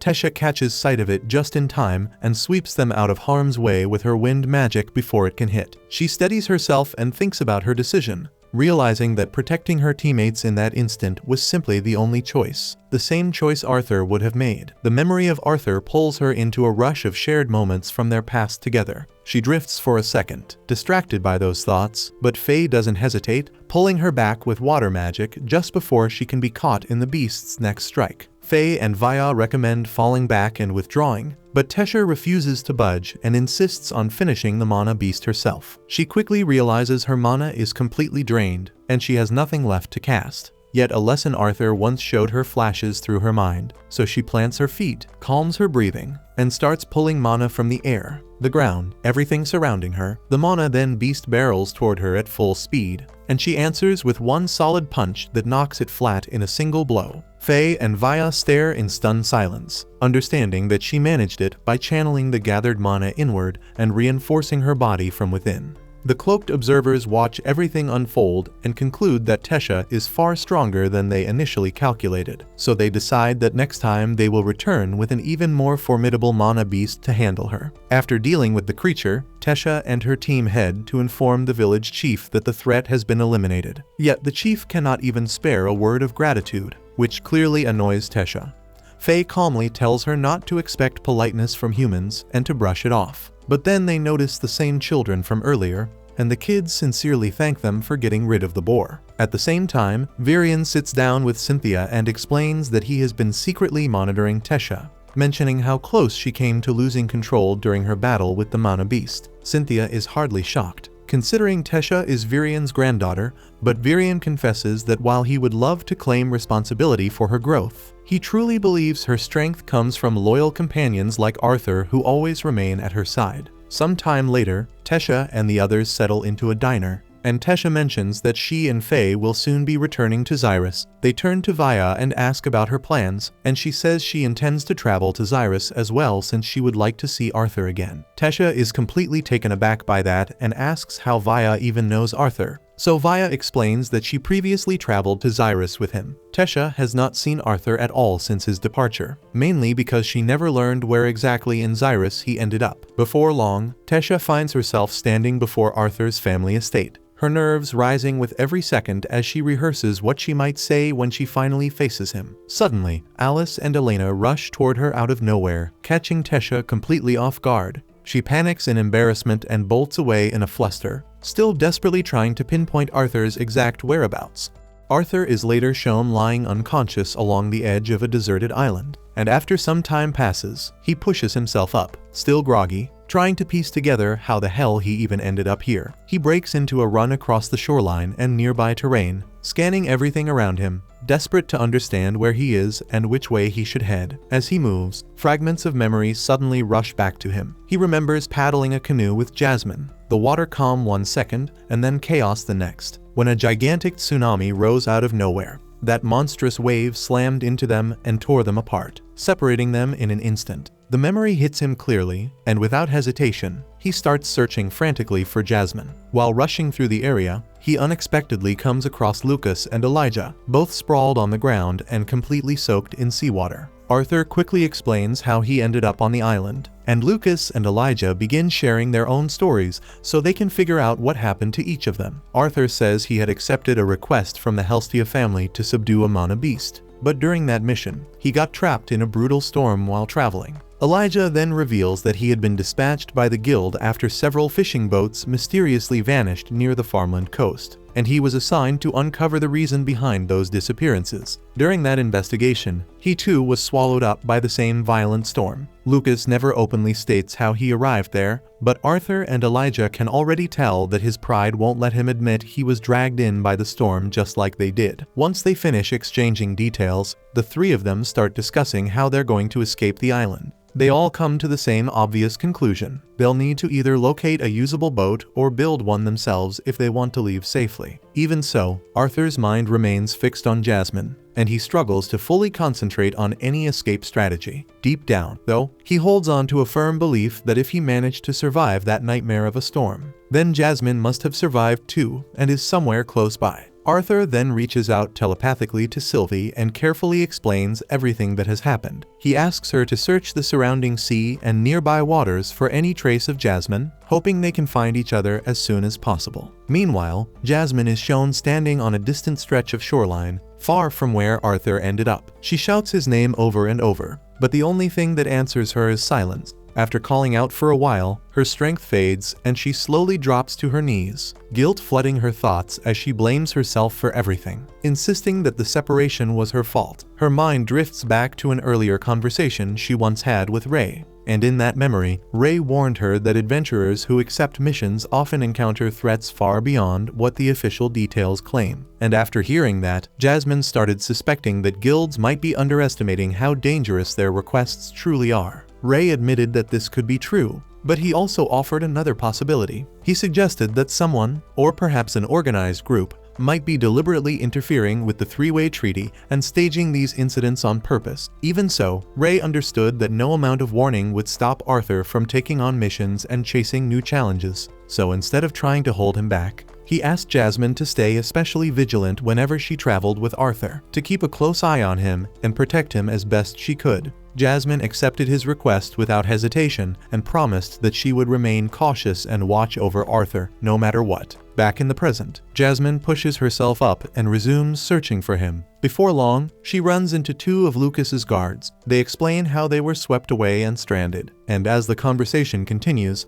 both men break down in tears after realizing they have been entirely isolated from Lucas. At the same time, Lucas pulls out camping gear from his dimensional ring. Arthur stares in disbelief, as it is the first time he has ever witnessed a dimensional ring being used in person. Together, they set up a tent and prepare a simple sleeping area. Food, however, is scarce, so Arthur heads into the forest to gather whatever he can find. He returns with fish and mushrooms to make a meal, then asks Lucas to take care of the cooking since he can use fire magic. Lucas agrees, but his first attempts are rough, burning the fish one moment and leaving it undercooked the next. And after several tries, he gradually finds the right balance and finally manages to grill a proper fish, but at the cost of many burnt fish. And once everything is ready, the three of them sit around the campfire and share their meal. As Arthur eats beside Lucas and Elijah, the warmth of the fire and the quiet atmosphere remind him of the evenings he once spent with his family. Despite being stranded on an unknown island, the moment carries a strange sense of comfort and familiarity that steadies his heart. The following morning, Arthur tells them that while he was out collecting food the previous day, he also took time to explore and survey the island. From everything he saw, it seems they are the only ones stranded there. He also discovered the wrecked boats that Lucas and Elijah had washed ashore on, but those vessels are far too damaged to be repaired or used for escape. After laying out everything he learned, Arthur presents two possible courses of action. The first is to remain where they are and wait for rescue, adding confidently that Jasmine will surely come searching for him sooner or later. The second is to attempt leaving the island on their own. He explains that the mainland does not appear to be very far, so making the journey themselves could be achievable. But Lucas suddenly cuts him off, insisting that neither idea will succeed. He pulls out a scroll and reveals the target of his mission. The creature in question is a mana beast capable of manipulating the weather. Though only within a limited range, Lucas explains that as long as that beast is alive, any attempt to cross the sea would end in disaster based on the information he has gathered. He is convinced the creature is hiding somewhere on the island. With determination burning in his eyes, he declares that he will reduce it to ashes and immediately sets off. Arthur quickly stops him and suggests they face it together. pointing out that fighting as a team is safer and far more effective than going in alone. And Lucas agrees, as long as they don't hold him back. Meanwhile, Sylvie finally succeeds in locating Jasmine and informs her that Arthur is still alive. Relief washes over Jasmine, filling her with renewed hope, but she understands that she cannot afford to lose another second and must hurry to reunite with him. Meanwhile, Arthur, Lucas, and Elijah arrive near the suspected location of the Mana Beast and conceal themselves as they carefully discuss their strategy. Lucas initiates the attack by hurling a blazing fireball into the cave, but instead of striking cleanly, the blast triggers a violent reaction, sending shards of rock and debris exploding outward toward them. Elijah reacts instantly, raising a sturdy wall of earth to shield Lucas from the flying rubble. Lucas briefly feels a surge of confidence, assuming that his fireball has already eliminated the beast. But in the next instant, the cave begins to crumble, and the Mana Beast emerges in its full form. Without hesitation, it launches a powerful sphere of energy at them, which Arthur deflects with his blade. Lucas momentarily freezes in fear, panic creeping into his expression. Yet he quickly steadies himself, unwilling to let Arthur see him falter. Arthur then rushes forward, charging straight at the beast while Elijah provides support from the rear. He unleashes a rapid series of sword strikes, but none of them leave lasting damage. The creature's wounds close almost immediately, regenerating as if nothing had happened. Realizing this, Arthur's mind races for a solution, and he suddenly instructs Elijah and Lucas to switch positions with him, a command that catches both of them completely off guard. Elijah steps up to the front beside Arthur, taking point, while Lucas hangs back in a long-range support position. Arthur slashes forward with his blade, and at the same moment Elijah summons several jagged pillars of earth that burst from the ground and pin sections of the creature's body in place. They use those spikes to pack in and seal the wounds it already suffered, locking the damage down tight. Arthur quickly notices a key detail. When the creature is restrained like that, its regeneration slows to a crawl, so they run the exact tactic again. Arthur strikes first, then Elijah calls up more earth and spikes to plug and seal the fresh injuries. This coordinated combo finally seems strong enough to drop the Mana Beast for good. Arthur and Elijah exchange a sharp high five in celebration, while Lucas insists he carried most of the fight from the back line. But the mood shifts fast when the Mana Beast suddenly twitches instead of staying down. It jerks back to life and starts moving again. Arthur grits his teeth and rushes it once more, already feeling his stamina running thin and wondering how much longer he can keep this up. Right then, Jasmine appears. She races across the island at incredible speed and catches sight of Arthur from afar. Pushing herself even harder, she surges straight toward him. Just as Arthur prepares to deliver another blow, Jasmine arrives and ends the fight with a single overwhelming strike that cuts his damn head off, ending it for real this time. She then immediately runs over to Arthur and checks if he is hurt. Elijah and Lucas can only stare, completely floored by how effortlessly she erased the beast in one clean hit. As the sun begins to set, Jasmine quietly apologizes to Arthur for everything that happened and admits she is sorry things spiraled out of control. Arthur brushes it off and tells her it is fine, saying he is simply thankful she showed up when it mattered most. Off to the side, Elijah and Lucas are scrambling after Sylvie, who has snatched the beast's mana core. They chase her down, but they are too slow. But before either of them can grab her, Sylvie pops the mana core into her mouth and swallows it whole. Back in Xyrus, Tesha reunites with her team. She explains that she still has not managed to see Arthur, and somehow they keep missing each other every time. Faye and Vaya start teasing that maybe it is not bad timing at all. But nerves, Tesha immediately protests, clearly flustered. She pushes back her chair and leaves without adding another word. Still, Faye and Vaya were right, as Tesha is genuinely anxious about facing Arthur. After giving it some thought, she forces herself to gather her resolve and heads to his house. She pauses outside the door, hesitating as she debates whether to knock. Just as she finally moves to step inside, she bumps straight into Ray. Mortified, Tesha turns bright red and bolts away, leaving Ray standing there, puzzled about what just happened. Elsewhere, we see several hooded figures huddle over an enchanted map, preparing for the day of reckoning as they carefully search for a creature powerful enough to unleash. Not long after, Arthur and Jasmine walk out of the Adventurers Guild together. As they move down the street, Arthur admits he was honestly shocked by how quickly she showed up earlier while they were battling that monster. Jasmine shrugs it off and says it was nothing special, explaining that she simply concentrated her wind mana into her feet to boost her speed. At that moment, a tall blonde man approaches and greets Jasmine. Arthur doesn't recognize him, so Jasmine introduces him as Brauld, a double rank adventurer, and Brauld looks clearly pleased that she knows exactly who he is. He explains that he came to request her help because he recently uncovered information about a highly valuable treasure. Arthur watches the exchange carefully and realizes that Brauld is also a double rank adventurer. Just like Jasmine, he knows that anyone at that level has to be incredibly capable. Still, for reasons he can't quite explain, seeing Brauld standing so close to Jasmine leaves Arthur with a strange sense of discomfort. Afterward, Arthur heads to the training grounds to spar with Adam. Before the match begins, he recalls their previous fight and quietly wonders how things will play out this time. Once the duel starts, Adam quickly shows how formidable he is. Throughout the clash, Adam controls the pace and overpowers Arthur in multiple exchanges. Even so, Adam points out that Arthur has grown a lot since their last bout and openly acknowledges his progress. Arthur takes the praise with a nod and thanks him sincerely. After the session ends, a few of the other adventurers approach Arthur and inform him of his next training rotation. He is scheduled to practice archery, followed by sessions focused on earth and wind magic. Arthur accepts the plan without hesitation, making it clear he is fully committed to getting stronger. At the same time, Ray seems uneasy and unable to relax. His thoughts keep drifting back to Arthur and how he is handling his training. Jasmine notices his mood and asks if he wants to personally check in on Arthur, but Ray brushes the idea aside and tells her to drop it. He then asks her what she originally wanted to talk about, and Jasmine brings up Brauld and asks if Ray knows anything about him. Ray explains that Brauld has earned his reputation by fighting on the front lines, regularly taking on the most dangerous assignments during missions, and even with that risk, he manages to complete the majority of his quests without suffering any wounds. Jasmine then asks what kind of person Brauld really is, and Ray replies that Brauld is surprisingly calm and laid back, but undeniably powerful. He even admits that facing Brauld alone in a one-on-one fight would be a serious challenge, even for him.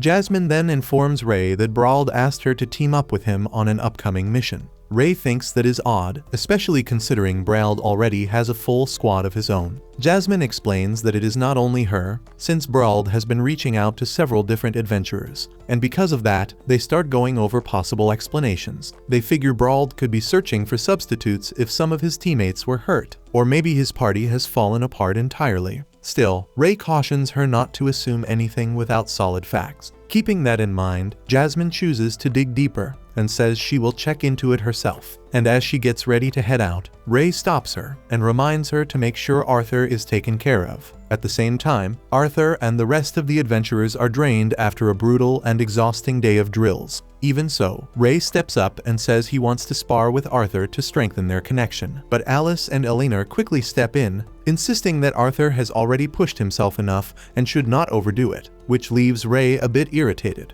Afterward, Arthur realizes Jasmine is nowhere in sight and asks about her. Ray tells him she stepped out to handle something, but he will stick around and spend time with them for now. Arthur says that works for him, though despite saying that, he quietly thinks things over. These kinds of family moments still feel foreign to him, and as he watches his family, he wonders how much time will pass before scenes like this begin to feel normal. Meanwhile, at the Adventurers Guild, Lucas is annoyed because there are no worthwhile quests available. His guards explain that after the recent chaos, many adventurers have lost their lives, and because of that, the guild has become stricter and is carefully reviewing every new request before posting it. Lucas had planned to clear a few more missions before entering the academy, but given the current circumstances, he starts questioning whether that will happen at all. At that moment, Xion walks up and reveals that Brauld is quietly gathering members for a strike on a newly discovered high-level dungeon, and that the entire operation is being concealed from the guild. Xion adds that someone with Lucas's power would easily earn a spot in the group,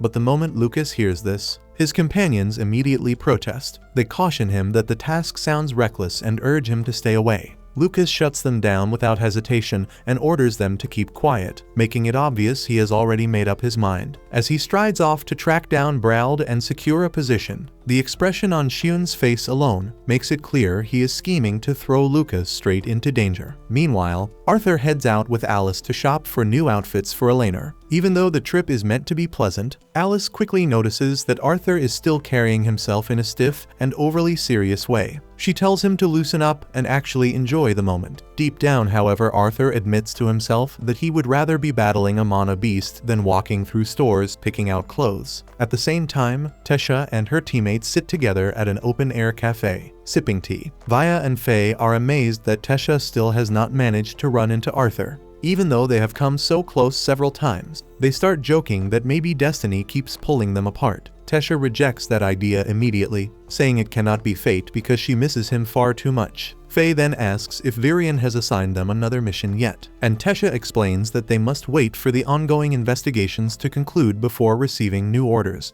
Vaya says she does not mind the delay, as she would prefer not to stumble into another dangerous mana beast unprepared. At that same moment, Arthur is walking home with Alice and Alina. Vaya suddenly spots him from a distance, which makes Tesha's heart leap, but just as Tesha turns her head to see him, a passing carriage blocks her line of sight. By the time it rolls past, Arthur has already disappeared, causing Tesha to miss him once again. Afterward, Arthur stops by a mystic merchant shop because he wants to purchase a dimensional ring. Inside, he runs into Helen and Angela. He browses the displayed items, but their prices are far beyond what he can afford right now, so he decides to return once he has saved more money. Not long after, Alice and Alina step into the store and scold Arthur for slipping away without telling them. Arthur apologizes for wandering off and rejoins them without protest. And by the end of the day, Arthur finally makes it home and drops onto his bed. Completely drained, he speaks with Sylvie and vents about how exhausting all the family activities have been. He admits that although he genuinely cares about Alice and Elena, this kind of peaceful domestic routine still feels unfamiliar to him. Sylvie, meanwhile, is full of excitement and can hardly wait for their next adventure. She asks Arthur when their following quest will begin,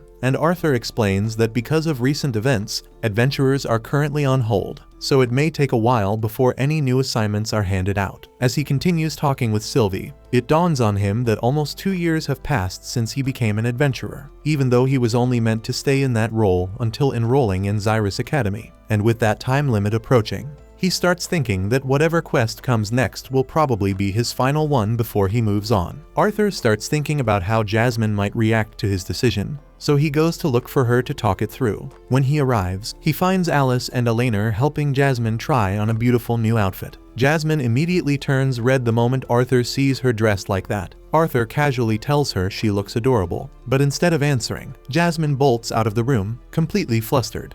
Still wanting to speak with her, Arthur waits until she changes back into her usual clothes, then finds her and asks to talk in private. He brings up Braald's invitation and asks what she intends to do. Jasmine explains that she has been quietly investigating during her free time, and from what she discovered, Braald is arranging this mission independently, and none of his regular party members are involved. And because of that, she feels accepting the offer might not be wise, though she can clearly sense that Arthur is thinking about it seriously. Arthur looks back on everything that has happened so far and comes to the conclusion that trying to avoid danger at this point would not really change anything. He tells Jasmine that while he would normally be content taking on small tasks like herb gathering, if this ends up being their last mission together, then it should be something significant and unforgettable. Jasmine understands exactly what he means, and she agrees that going on a simple gathering job would be dull. In the end, she decides to accept the mission and stand by his side. The following morning, Arthur and Jasmine get ready to depart, and their family gathers to send them off. Ray offers Arthur one final reminder, telling him that the most important thing on any quest is making it back alive. He says that as long as Arthur returns safely with Jasmine, they will celebrate no matter how the mission turns out. With those words in mind, Arthur and Jasmine set out. They pass through a teleportation tunnel and emerge in a wide open field, and there Arthur bids Sylvie farewell, promising they will reunite once the mission is complete. After that, he and Jasmine press forward toward their destination. At the same time, the hooded figure is shown completing a summoning ritual. The being he calls forth is overwhelmingly powerful, so much so that he cannot completely control it. So he becomes certain that Arthur and Jasmine will have no chance of surviving against such a monster. By the following morning, Arthur and Jasmine make their way to the meeting spot, where the adventurers who accepted Braald's request are already waiting for them. Elijah and Lucas have arrived ahead of time, and before long, they introduce Arthur and Jasmine to 4 additional adventurers named Reginald, Creole, Oliver, and Samantha. A short while later, Braille finally shows up and immediately apologizes for keeping everyone waiting. He then formally introduces himself as the leader of the expedition, and as he speaks, he notices the bags Arthur and Jasmine are carrying and asks if neither of them owns a dimensional ring. And when the two admit they do not, Elijah generously offers to keep their belongings inside his own ring for the duration of the mission. Not long afterward, Brauld announces that it is time to move out, prompting the entire group to venture deeper into the dungeon. The farther they descend, the more unsettled Arthur starts to feel. It suddenly hits him that he is trapped deep underground with a party made up mostly of strangers, all because he accepted Brauld's proposal. That realization causes Arthur to remember the conversation from when Brauld first invited them to join the expedition. Back then, Brauld explained that the purpose of the mission was to recover an enormous magic stone rumored to lie at the deepest level of the dungeon. According to him, the stone was considered incredibly valuable because it could strengthen mana while also functioning as a highly efficient power source. He declared that this was exactly why he needed a team of exceptionally capable adventurers to help retrieve it. Brauld also revealed that both Elijah and Lucas personally recommended Arthur and Jasmine for the mission, and since several familiar faces were already planning to participate, Arthur eventually decided he might as well come along too. More importantly, he wanted to ensure that nobody ended up getting killed or seriously injured. Once Arthur snaps out of the memory, the adventurers around him begin discussing their own motivations for taking part in the mission. Before long, the party finally arrives at the entrance leading to the dungeon's lowest floor. As soon as they step inside, Arthur quietly studies the surroundings and concludes that, at first glance, the place seems like nothing more than an ordinary ancient dungeon without anything particularly strange about it. A moment later, Brauld informs the group that he had already explored part of the area beforehand, and hearing that immediately impresses the others, since they assume it means he already discovered the complete route to the lowest floor. But Brauld shuts down that assumption and explains that he never actually managed to reach the end during his earlier exploration, meaning he still has no idea what the exact path is. Even after hearing that, Reginald confidently says that as long as they know the rough direction of the lower floor, a party with their strength should have no trouble making it there. However, Brauld immediately tells him that things will not be nearly that straightforward. He explains that the monsters roaming this dungeon possess regenerative revival abilities, meaning no matter how many times they are killed, they will endlessly resurrect and keep coming back. Brauld also mentions that defeating them is practically pointless anyway, since the creatures do not leave behind mana cores after death. And because of those terrifying traits, the dungeon eventually became known as the Tomb of Terror. After explaining that, Brauld warns everyone that their top priority should be conserving as much mana as they possibly can while continuing deeper underground. But before the group can move much farther, they suddenly find themselves surrounded by an enormous swarm of batrunners rushing at them from every direction. Although the sheer number of monsters catches them off guard for a moment, the adventurers quickly spring into action and begin fighting back against the bats.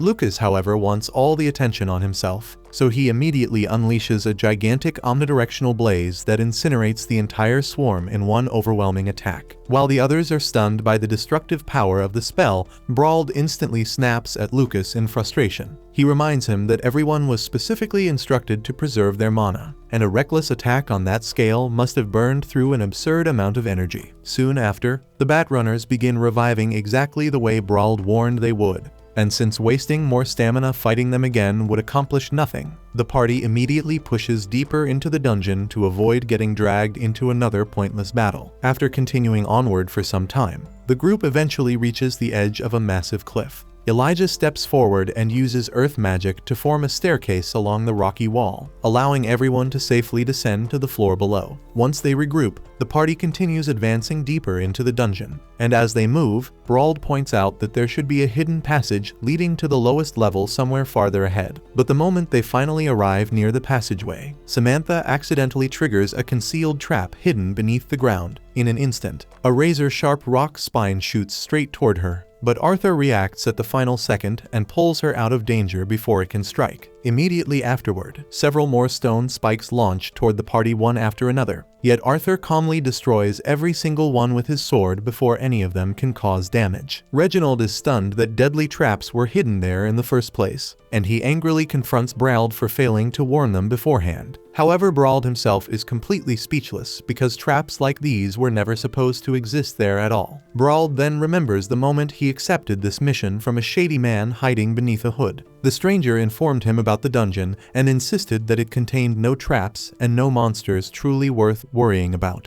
He even promised Brauld additional payment if he recruited several capable adventurers to accompany him on the expedition. Brauld replied that he already had a few suitable people in mind, and after that, the hooded man handed over a map leading through the area. That revelation makes it clear that Brauld never investigated the dungeon personally and had only been relying on the directions marked on the map he received. Even then, Brauld chooses not to tell the others any of this. Instead, he keeps moving deeper ahead while warning everyone to stay alert from this point onward. The party keeps pressing farther into the dungeon, but after some time, Creole and Samantha suddenly begin feeling unbearably hot and uneasy. Moments later, massive bursts of steam explode out from several openings scattered across the rocky walls around them. Nobody understands what is happening or why the temperature has risen so drastically, so they immediately look toward Brauld for answers. However, Brauld admits that he has absolutely no clue what is going on, and hearing that only pushes Reginald over the edge. Furious, he grabs Brauld by the collar and demands an explanation right away. However, before Brauld can even respond, a gigantic worm suddenly bursts out from beneath the ground, completely taking the group by surprise. Creole instantly reacts and jumps forward, successfully intercepting the attack before anyone can get hurt. Once the immediate danger is forced back, Reginald resumes pressuring Brauld and orders him to finally come clean, causing Brauld to eventually break and confess everything. He admits that the client was the one who provided all the dungeon information along with the map. He explains that the only creatures he knew about beforehand were the bat runners, while the traps, steam explosions, and giant worm were all completely unknown to him. The others immediately realize what that means and point out that they are now facing a mana beast they were never meant to encounter in the first place. Most of the adventurers assume the creature must have somehow appeared unexpectedly.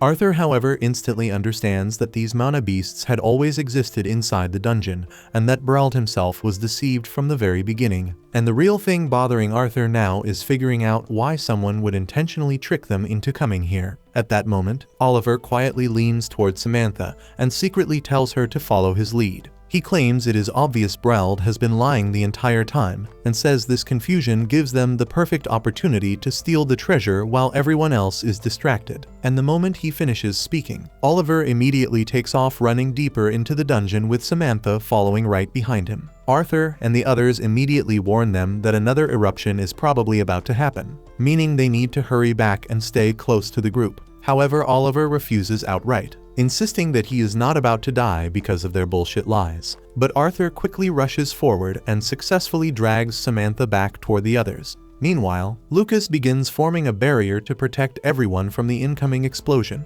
There is still a brief moment left before the eruption fully begins, so Arthur desperately shouts at Oliver and tells him to get inside the barrier before it is too late. But Oliver stubbornly ignores him, and in the next instant, the overwhelming heat of the eruption burns him alive. After the eruption finally dies down, Arthur steps out from behind the barrier and walks over to Oliver's charred corpse. Even though the sight clearly bothers him, Arthur still takes Oliver's magic stone and quietly gives it to Samantha. Right after that, the same gigantic worm from earlier suddenly appears once again. The group instantly unloads every attack they have, throwing all of their power at the monster and trying every possible method they can think of. Yet no matter how much damage they attempt to inflict, the creature refuses to fall. Eventually, the worm retreats into its hole, leaving Reginald furious that it escaped yet again. Brauld, however, believes this is actually their best opportunity since they still have a chance to run while they can. But then Arthur suddenly pieces something important together. The giant worm was never actually trying to kill them in the first place. It had only been buying time until the next steam eruption arrived. As the next eruption begins building up,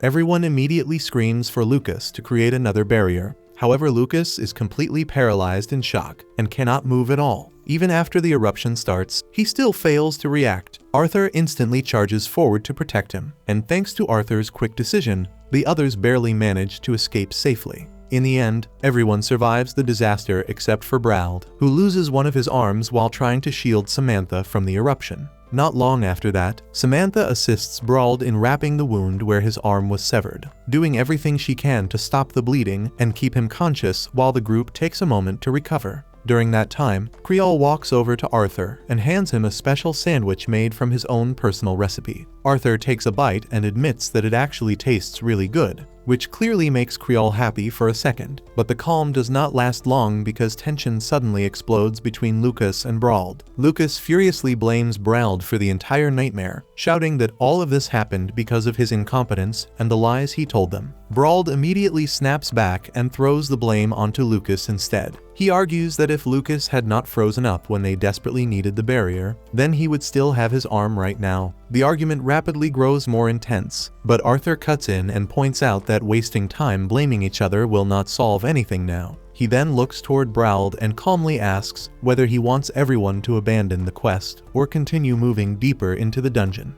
Brauld lowers his head in shame and apologizes for putting everyone in danger after lying about scouting the dungeon beforehand. Even so, he still begs everyone to continue the quest with him because he does not want the arm he sacrificed to end up meaning nothing. Jasmine immediately rejects the idea and insists that they should retreat and head home while they still can. But the others slowly begin realizing that escaping through the dungeon may not be any safer or easier than continuing forward at this point. And because of that, the entire group ultimately decides to keep pushing ahead. Now that all of them agreed to continue, Brauld proposes that Arthur should take over as the leader of the party, and explains that Arthur has remained the calmest person throughout every crisis so far and has consistently made the smartest decisions whenever things went to hell. The rest of the group quickly agrees with his decision. So now Arthur officially becomes the new captain of the team. Not long after resuming their journey deeper into the dungeon, the group eventually reaches a massive frozen door. The moment they open it, they discover a huge icy chamber overflowing with green vegetation, leaving everyone stunned by the unexpected sight. That concludes this episode. Thank you for watching. If you want to see the next part, be sure to subscribe to the channel and turn on the notification bell.